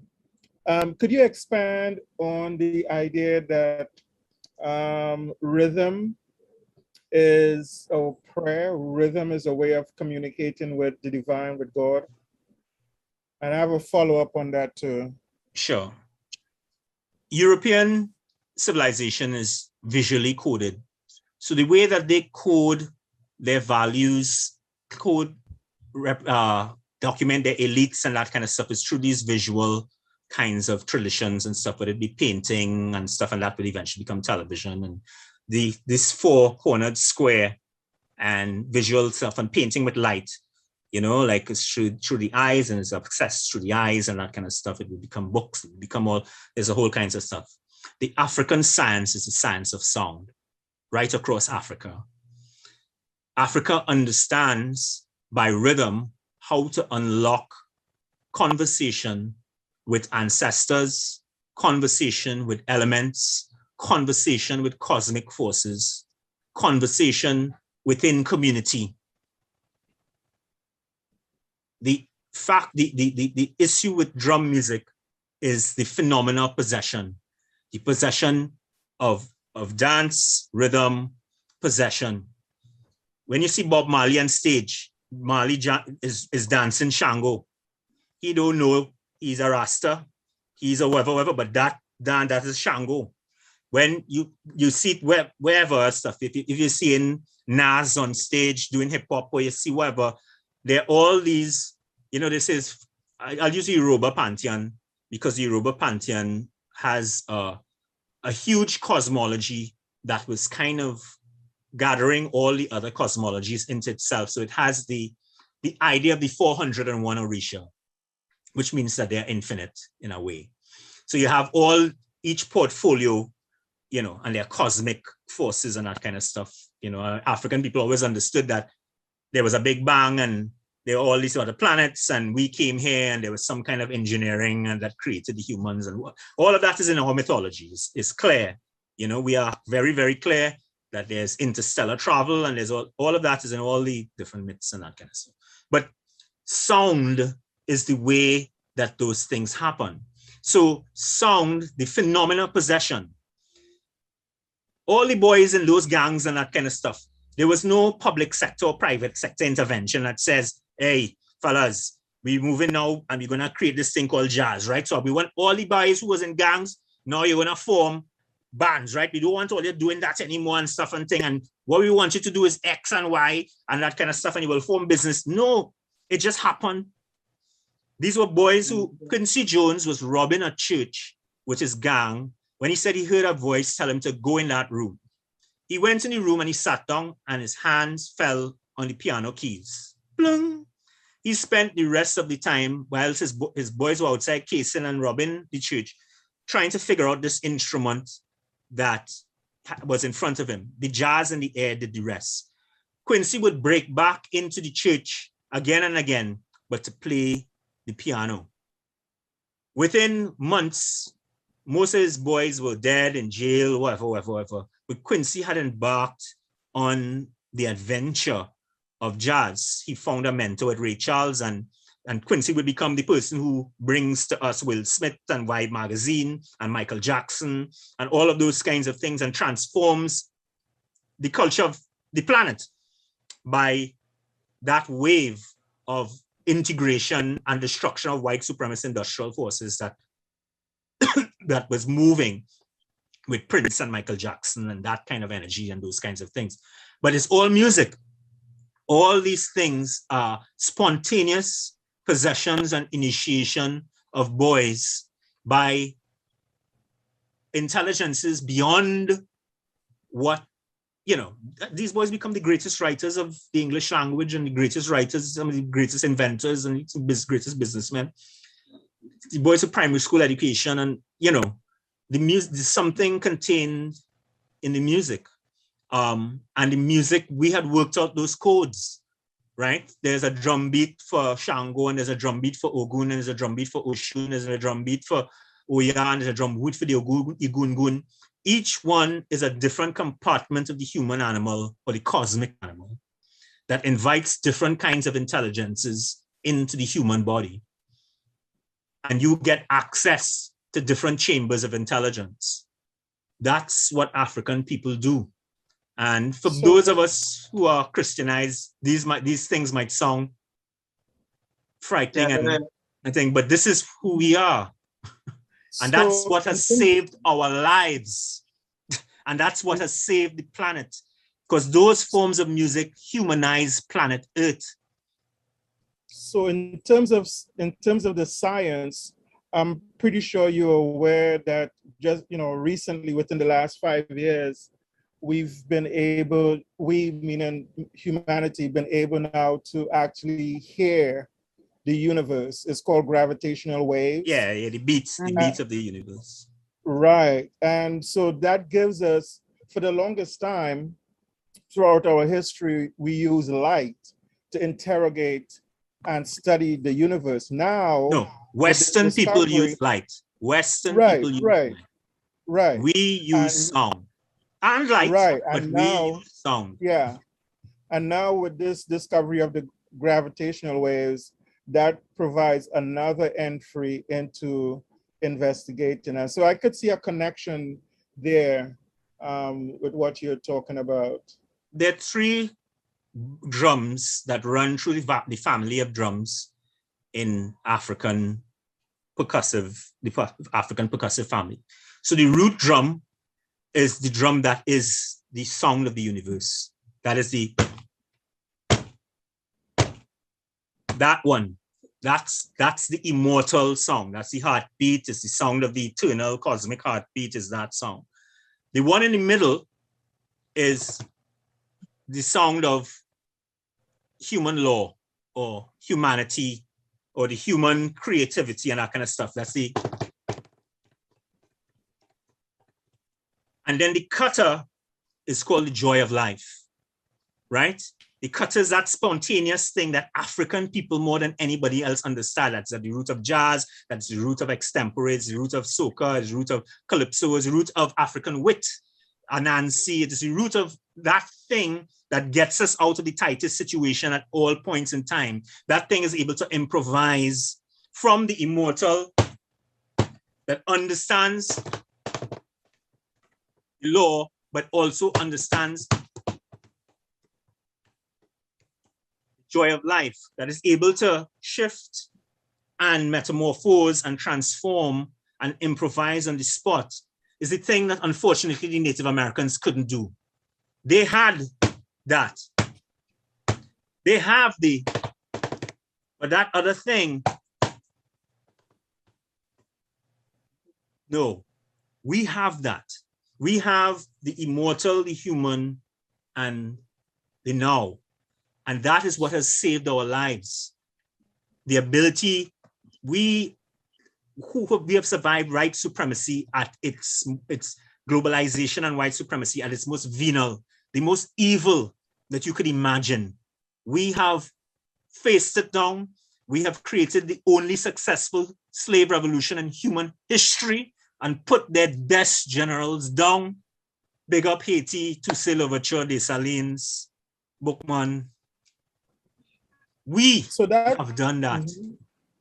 So that sort of sets the stage for my second question, and then I'll just leave it open for others too. When are we then going to get really, given all the value that this has, when are we going to get really serious and aggressive? Because in order to get patents, in order to get ownership, you can't play around, you can't lollygag, you have to be in there and be aggressive and serious. When are we going to get to that point? You see, the thing is, we have arrived at the point, you're talking in terms of golden ages. Accompanying that has been waves of African resistance in the West. And the age that we are now moving out of, so we had the age of the golden ages and the age of civil resistance that was right through the 1900s, culminated in 1960s, 1970, civil rights, independence movements, all that kind of stuff, where Black people were fighting for integration and for fighting for equality and those kinds of things. We entered into the next phase of resistance that we were in, is where the age of integration, where we thought that we had won those battles of equality and integration and those kinds of things. And well, now they have to treat us as equals. Of course, they did not, right? It just went subterranean, and the 1% and all those things, the evil went subterranean and that kind of stuff, and Hollywood coded the stuff and all the different kinds of things. And we gave over the energy of our forward motion, which was created from grassroots civil rights and civil organizations throughout the 1900s, we, with the assassination of a lot of those leaders and the death and the old age of those leaders, we transferred those things to politicians. So we believed in integration, and we entered into contract with politicians to take our work forward as a people. Of course, that has been a grand failure. The politicians, 90% of them have sold us out to the highest bidder. They've been too stupid or corrupt to understand the genius of the people. They have joined with Western globalization ideas and other kinds of ideas against us, which are anathema to us. And they have not crowned our gifts. This age that we are now entering into, that started, I think, with the election of Obama, which was the culmination of that age, of the age of integration, right? So that was the crowning kind of thing of the age of integration. Here's a Black man ascending to the highest office on the planet and that kind of stuff. And then what we saw was white backlash. And we saw even more hardcore dread kind of stuff on the streets, murder by police officers and others, and that kind of stuff. And, you know, but the great thing is that that resulted in the current age. And the current golden age is made up of things like Black Lives Matter, the Afrofuturism, Black excellence, Black Hollywood, all those other kinds of movements and those kinds of things. It is the first time that white supremacy has been called out as the enemy. That's very important. We have never done that before in all the ages of resistance. And it's a cosmological movement that understands that every part of being has to be emancipated. The economy, the economics, the imaging, the institution building, all of those kinds of things. And I think inside of there is the understanding of Black IP, Black ownership of our culture and those kinds of things. And I think we're now moving into that space of owning our IP, owning the platforms that IP on. And it's not going to happen through government, who we gave, and politicians who we gave that onus to before. They have betrayed us, and that hasn't happened.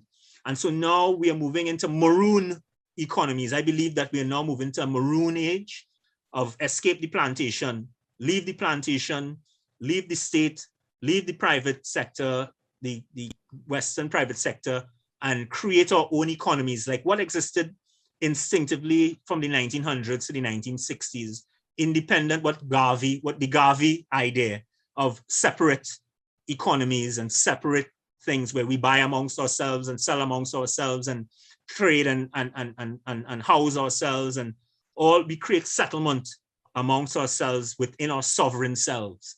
And at the heart of that, as I said, are these golden age economies. These golden age cultures are these are trillion-dollar economies. All them things I call hip hop, jazz, samba, salsa, reggaeton, these are trillion-dollar economies, but we do not own the IP or the vehicles with. But it's happening. There have been movements among the hip hop boys and that kind of stuff, the ex-gangsters and hip hop and stuff. A lot of them have now, they have begun the thing of ownership and that kind of stuff. And they are now spreading their wings into fine art and into Black fine art and all those kinds of things. It's happening here with Zach Ovey's incredible exhibition and all those other kinds of things where the IP, we are now understanding the worth and weight of it. And we have to get serious about those things, because that economy is the alternative economy on planet Earth. It is the only non-extractive, non-manipulative, non-exploitative economy in the modern set of economies. All the other economies are based on exploitation and stuff. These are based on the African civilizational idea of joy. Okay. And that is the fundamental difference. I hope we get serious quick, man. Well, we have to do it. There's no intervention is going to do it. It's going to be us. I understand. It's going to be us. Because you also showed in your talk that we've even given up, we've lost democracy within the carnival's setting, within the carnival space. When you use the illustration of Sparrow being sung by the people. So if we lost that, to me, that's sort of like a telltale that we've lost the democracy. But because we gave up that energy, all things inside of that period when the integrationist political period, if you track it, you will see the neutering of African energy because we gave up that power. We ceded that power to politicians and to the idea of integration.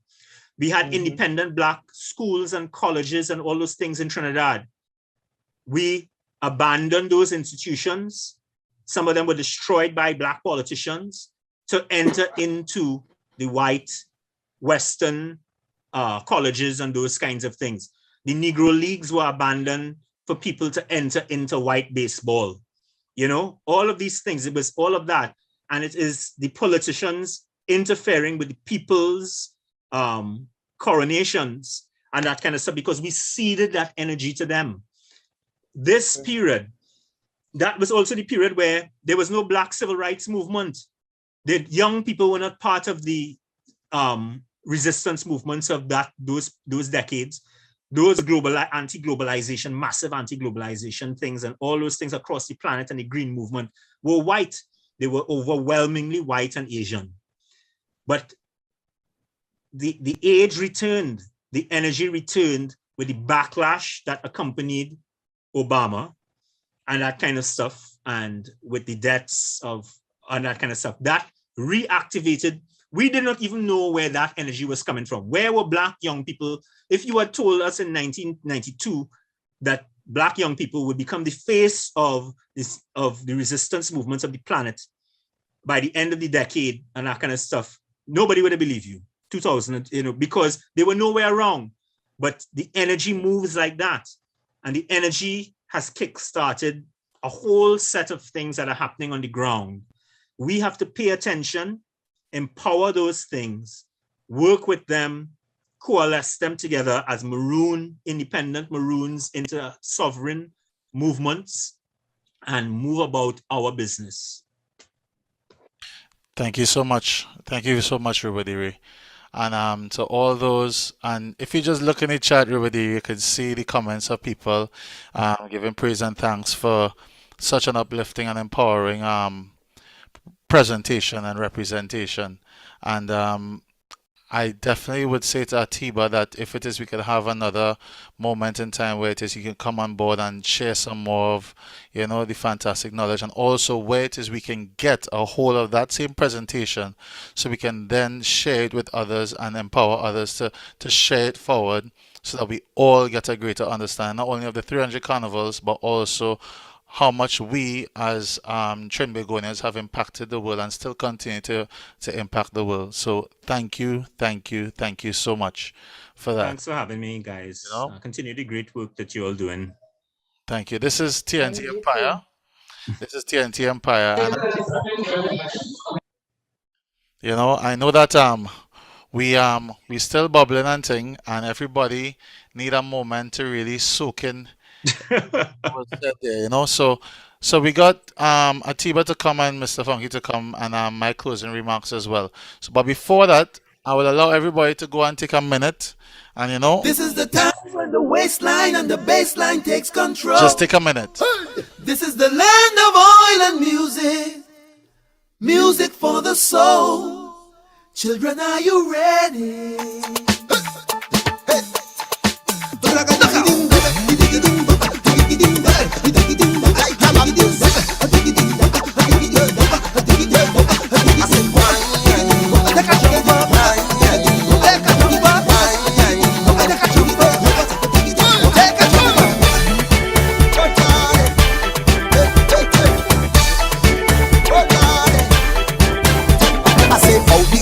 Came a sound and they call it the Steelpan. Make the factions them put down the guns and exchange them for iron. And when we rub that oil on the body and you hear that sweet man melody calling, it's Tuesday morning. so down to earth that they say is something in the soil. And for all its worth, some say it's always in the coil. But deep down inside the station, you could hear a song and a rhythm calling. Yeah, the voices calling. This is the land of oil and music. When you get the rhythm, I tell you can't refuse it. It's the make the steel drum. When you hear the start to beat it, it's thing going bum bum bum bum bum bum bum bum bum. Jingle make the drum. That's the rhythm we're talking about, right? That's the rhythm. Exactly the thing.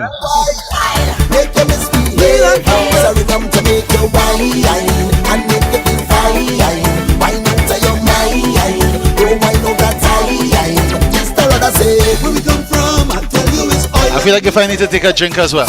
Where we come from. I feel like if I need to take a drink as well. Music, yes we have it. Where we come from. I tell you it's oil and music. From the get, I tell you we have it. There's a rhythm on the street, the beat making bacchanal, and one set a ruction. Woman set a tumble down in the carnival. Giselle Gill, that sorrel tastes so good, eh? Oh gosh! It's sweet on the street and he's getting weak. Some talking in tongues. It remind me of Lavante when the raddle's moving, baby. I feel like if I need to nibble on something as well. Where the black cake? Where the black cake all here? Cause this is the land of oil and music. Sweet Soca and Calypso. I tell you, you can't refuse it. Send it as a rhythm. When you hear the start to roll it, the thing going run.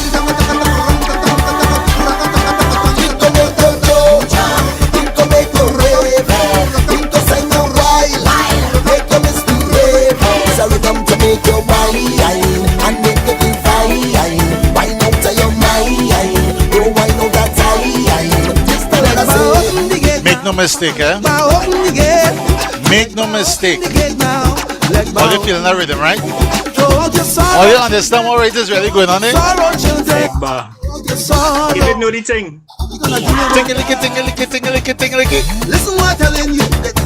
This is the Trinidad. Not the one that has made we blue, but the one we love to buy. This is the land of oil and music. And the rhythm, I tell you can't refuse it. It's we make the steel drum when they hear the start of beat. How we beating? Tang, tang, tang, tang, tang, tang, tang. Yeah, man. Trinidad and Tobago Empire representing for you across the world, across the globe.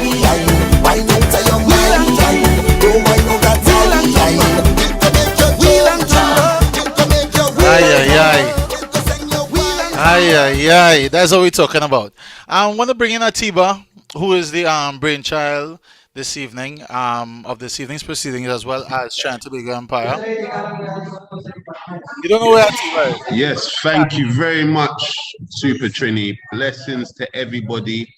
Thank you, Mr. Funky, Giselle, Joanne, Carlene, Mark, Pavel, Super Trini, Rubaderi, Isis, and Sean, Flores, and everyone else who has attended tonight. Your energy has just been amazing. It's been beautiful. I've loved the communication with everyone. It's just been so lovely, man. I'm energized over here, man. Haley, do get in contact with me in regards for the prizes. I'm gonna put my number and my email address inside of the chat. Tonight we've heard freestyles, had fun, we've laughed, we've heard business ideas, we've listened to a reasoning, and we've heard about us being billionaires and trillionaires. This is the dream, this is the vision, and that's T&T Empire, Trinidad and Tobago. We're moving forward, we're flying forward, and anyone who's looking to move forward productively, my details are in the chat. And yeah, one love, and keep on vibing and keep on striving for bigger and greater things. One love. So Atiba, before you go, right? Atiba, before you go. Go ahead, one love. You don't know, right? So wait, you're saying that Haley won the competition and she getting all the prizes? I just asked. That sounds good to me. That sounds good. Wait, yes, so Isis came back to me. Yeah, so I went through the list of all the questions, all the answers, and yes, it was Haley, followed by. Thank you very much. Thank you very much. I appreciate that. I want a if you have a runner-up prize, I want a recount. Yeah, Want to I wanna- recount? Listen, I recounted that twice at least. I went through Wait, every did name you use the in abacus? order. Did you Who use the gave the order? abacus? Where you use? Calculator or abacus? Abacus. I didn't need an abacus. There's only like 8 or 9 people. And we don't know. We don't know. We don't know. We don't. I sent the results to Atiba and he can share it with everyone. If you want to question the quiz master, if you're so bold faced as the question. Right. Okay. All right. Thank you. I was the runner-up. All right. Okay. All right. But you know what? You could run up and sip on. Run up and down. Run up and down.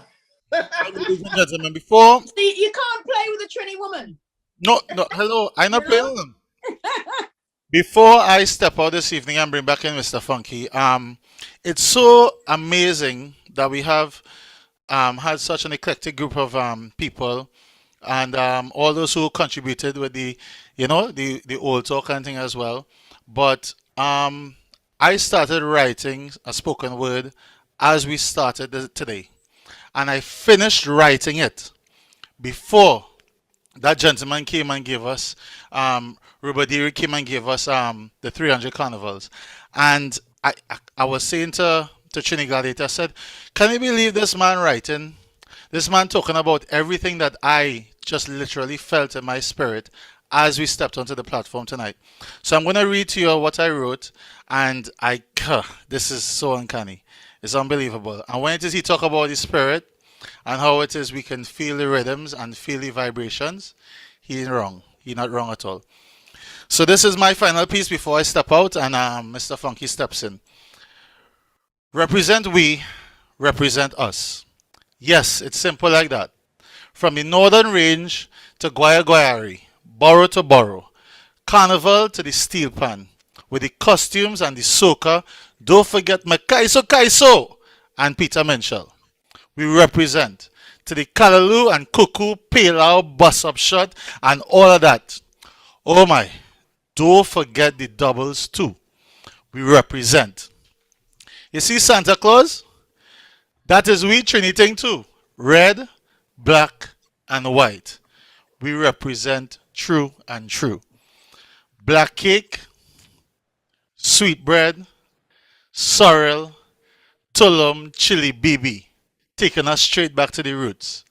We represent true and true. Atobolan, Brian Lara, Rash Shorty I, Miss Universe Jamel Cummings, and Wendy Fitzwilliam, Sparrow Kitchener, singing Sandra, Calypso Rose, Marshall Bungie, Kess, Super Trini Vibes, Trini Gladiator, T&T Empire, Giselle, Isis, Mr. Funky, and Atiba too. So make it simple. Wherever you are, represent. Whoever you are, represent. But don't just do that. As the gentleman said, educate and empower. That is the truest form of representation that we can show. Together we aspire, together we achieve. By yours truly, Karen Super Trini Seal. Yay! Yeah, that's something else I can do, right? That's something else I can do. I write poetry and spoken word, but I don't advertise. You're showing off now. No, but I was called out. I just called me out. So I had to make sure. Well done, oh gosh, I just pulling your leg. Well done. I'll take it. Oh God, I know you wanna bust my head too, but you'll leave. But ladies and gentlemen, it's been a fantastic evening. I want to thank my co-hosts, Isis as well as Giselle, and to all those who contributed as well. We say thank you so much. Mr. Funky, I wonder where you gone, boy. Anybody know where you gone? Anybody see him? You there? You there? Yes. All right. As we're gonna finish off the evening with some fantastic music from Mr. Funky, you're surely Super Trini Vibes. You can get me on Instagram and Facebook at Super Trini Vibes. And for those who want to contact me, that's at Super Trini Vibes on Instagram and Facebook as well. All right, or just ask Atiba for my business number and he'll give it to you as well. All right. So blessings, everyone. Mr. Funky, it's your time. Yes, sir. Okay, thank you. I'd like to thank everyone. Who came today and watched in. You're listening to T&T And they've been very hospitable tonight. Like to thank Giselle, Steelpan, Dougie, Swizz, Pavel, Can't Stop Fashion, Mark on Poetry Freestyle from T&T, and also not forgetting Isis for the quizzes. Okay, host Trini, who's a little superstar over there, isn't he? Joanne singing. That was very nice. And Sean Floors, Rubadiri, who done the 300 Carnival presentations, and Atiba. And I'd like to thank Snapback for helping Atiba to put this all together. So as we close off the show, let me start with something like this.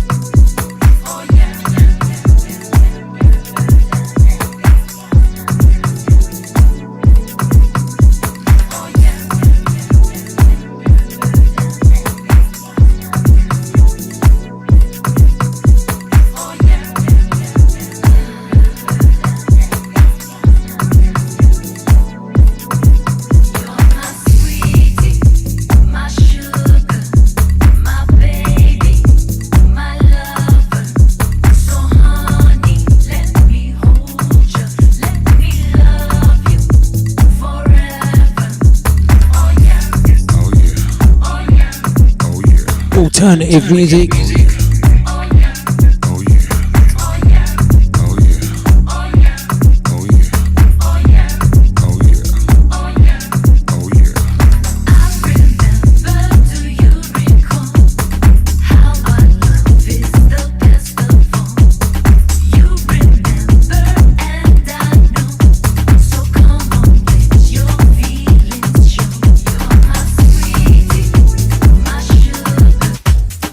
Baby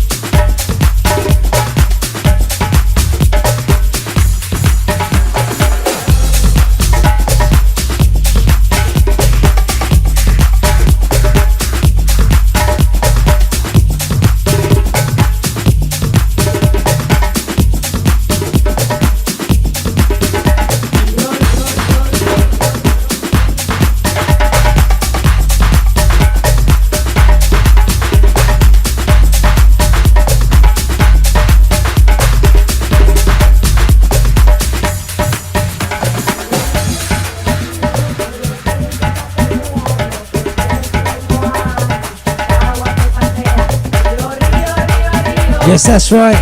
Listen to snapbackfm.co.uk.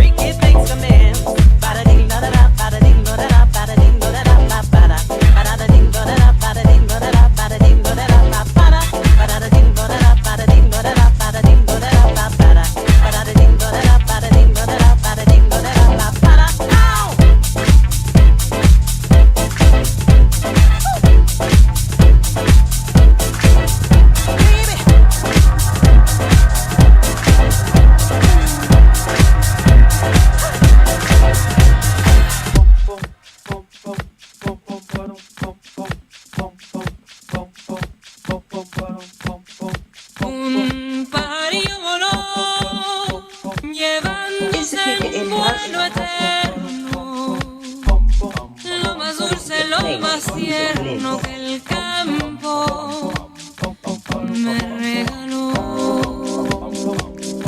Flatbackfm.co.uk.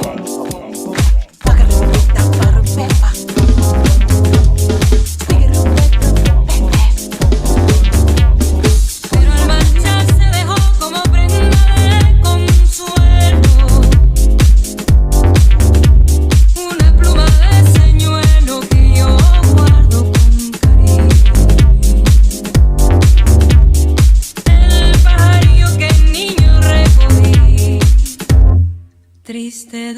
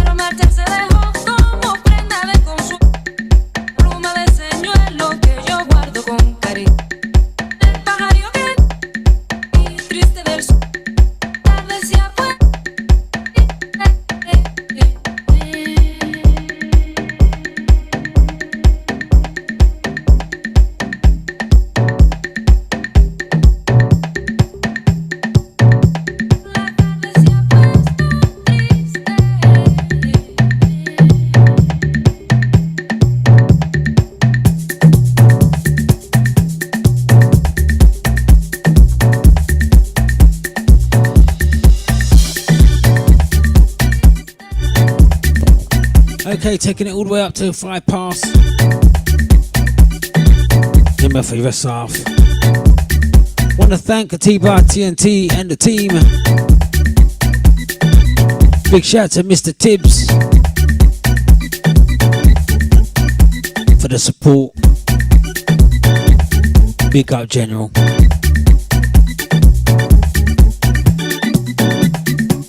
Lifting my hands in celebration, filled with electric sensations. As my feet begin to move, I let go when I this for you.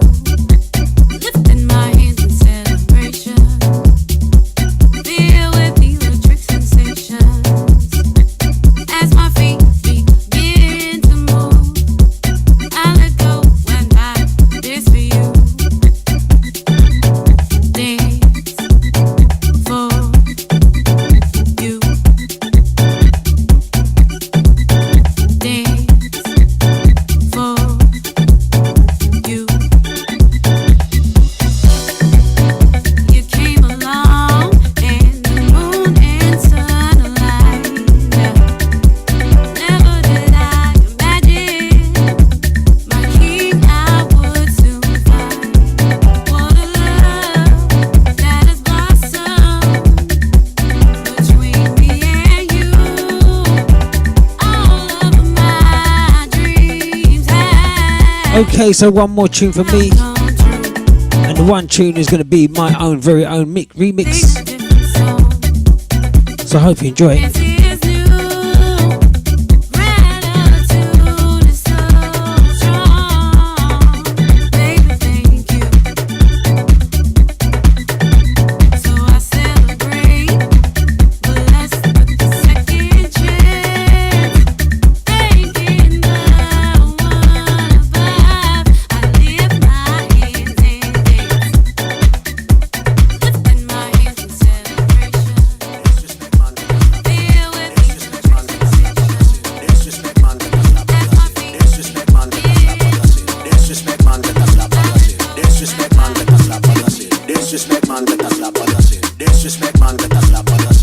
That's right, you're listening to Snapback FM.co.uk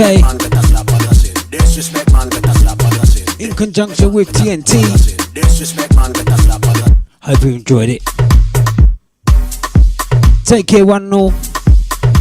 Catch me on a Thursday if you like your house from 5 p.m.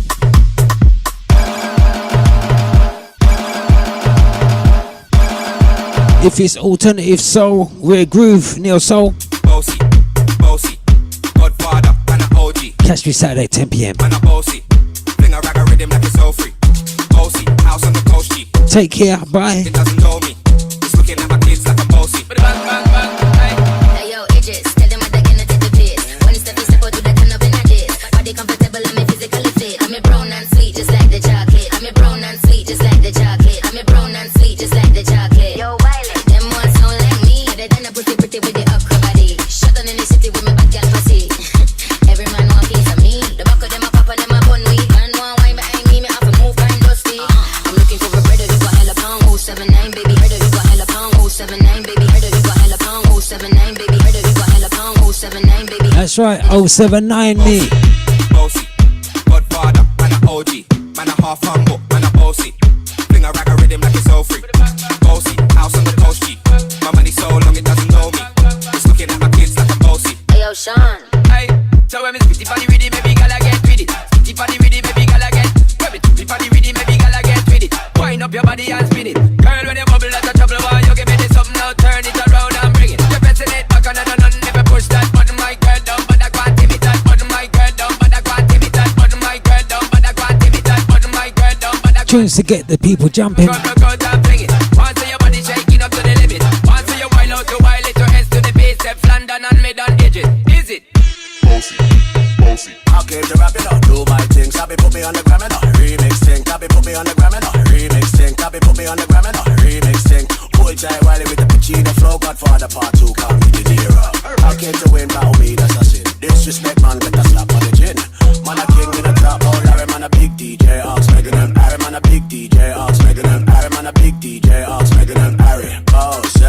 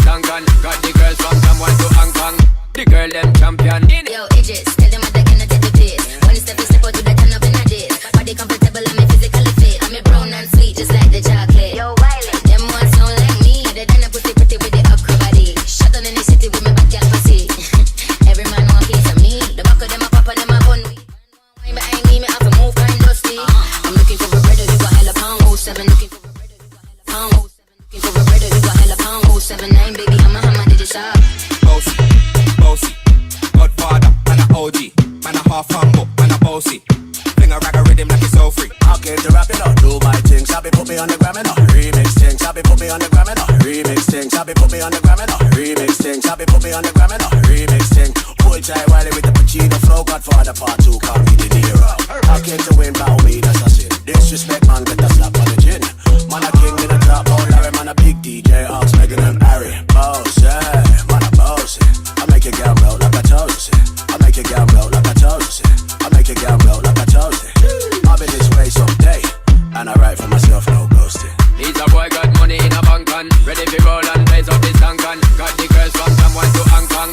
The girl them champion in it.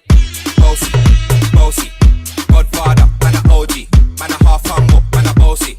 Fling a rag a rhythm like it's all free. Bossy, house on the coast G. My money so long it doesn't know me. It's looking at my kids like a bossy. My name's Mr. Funky and I'm out of here. Thank you very much. Take care.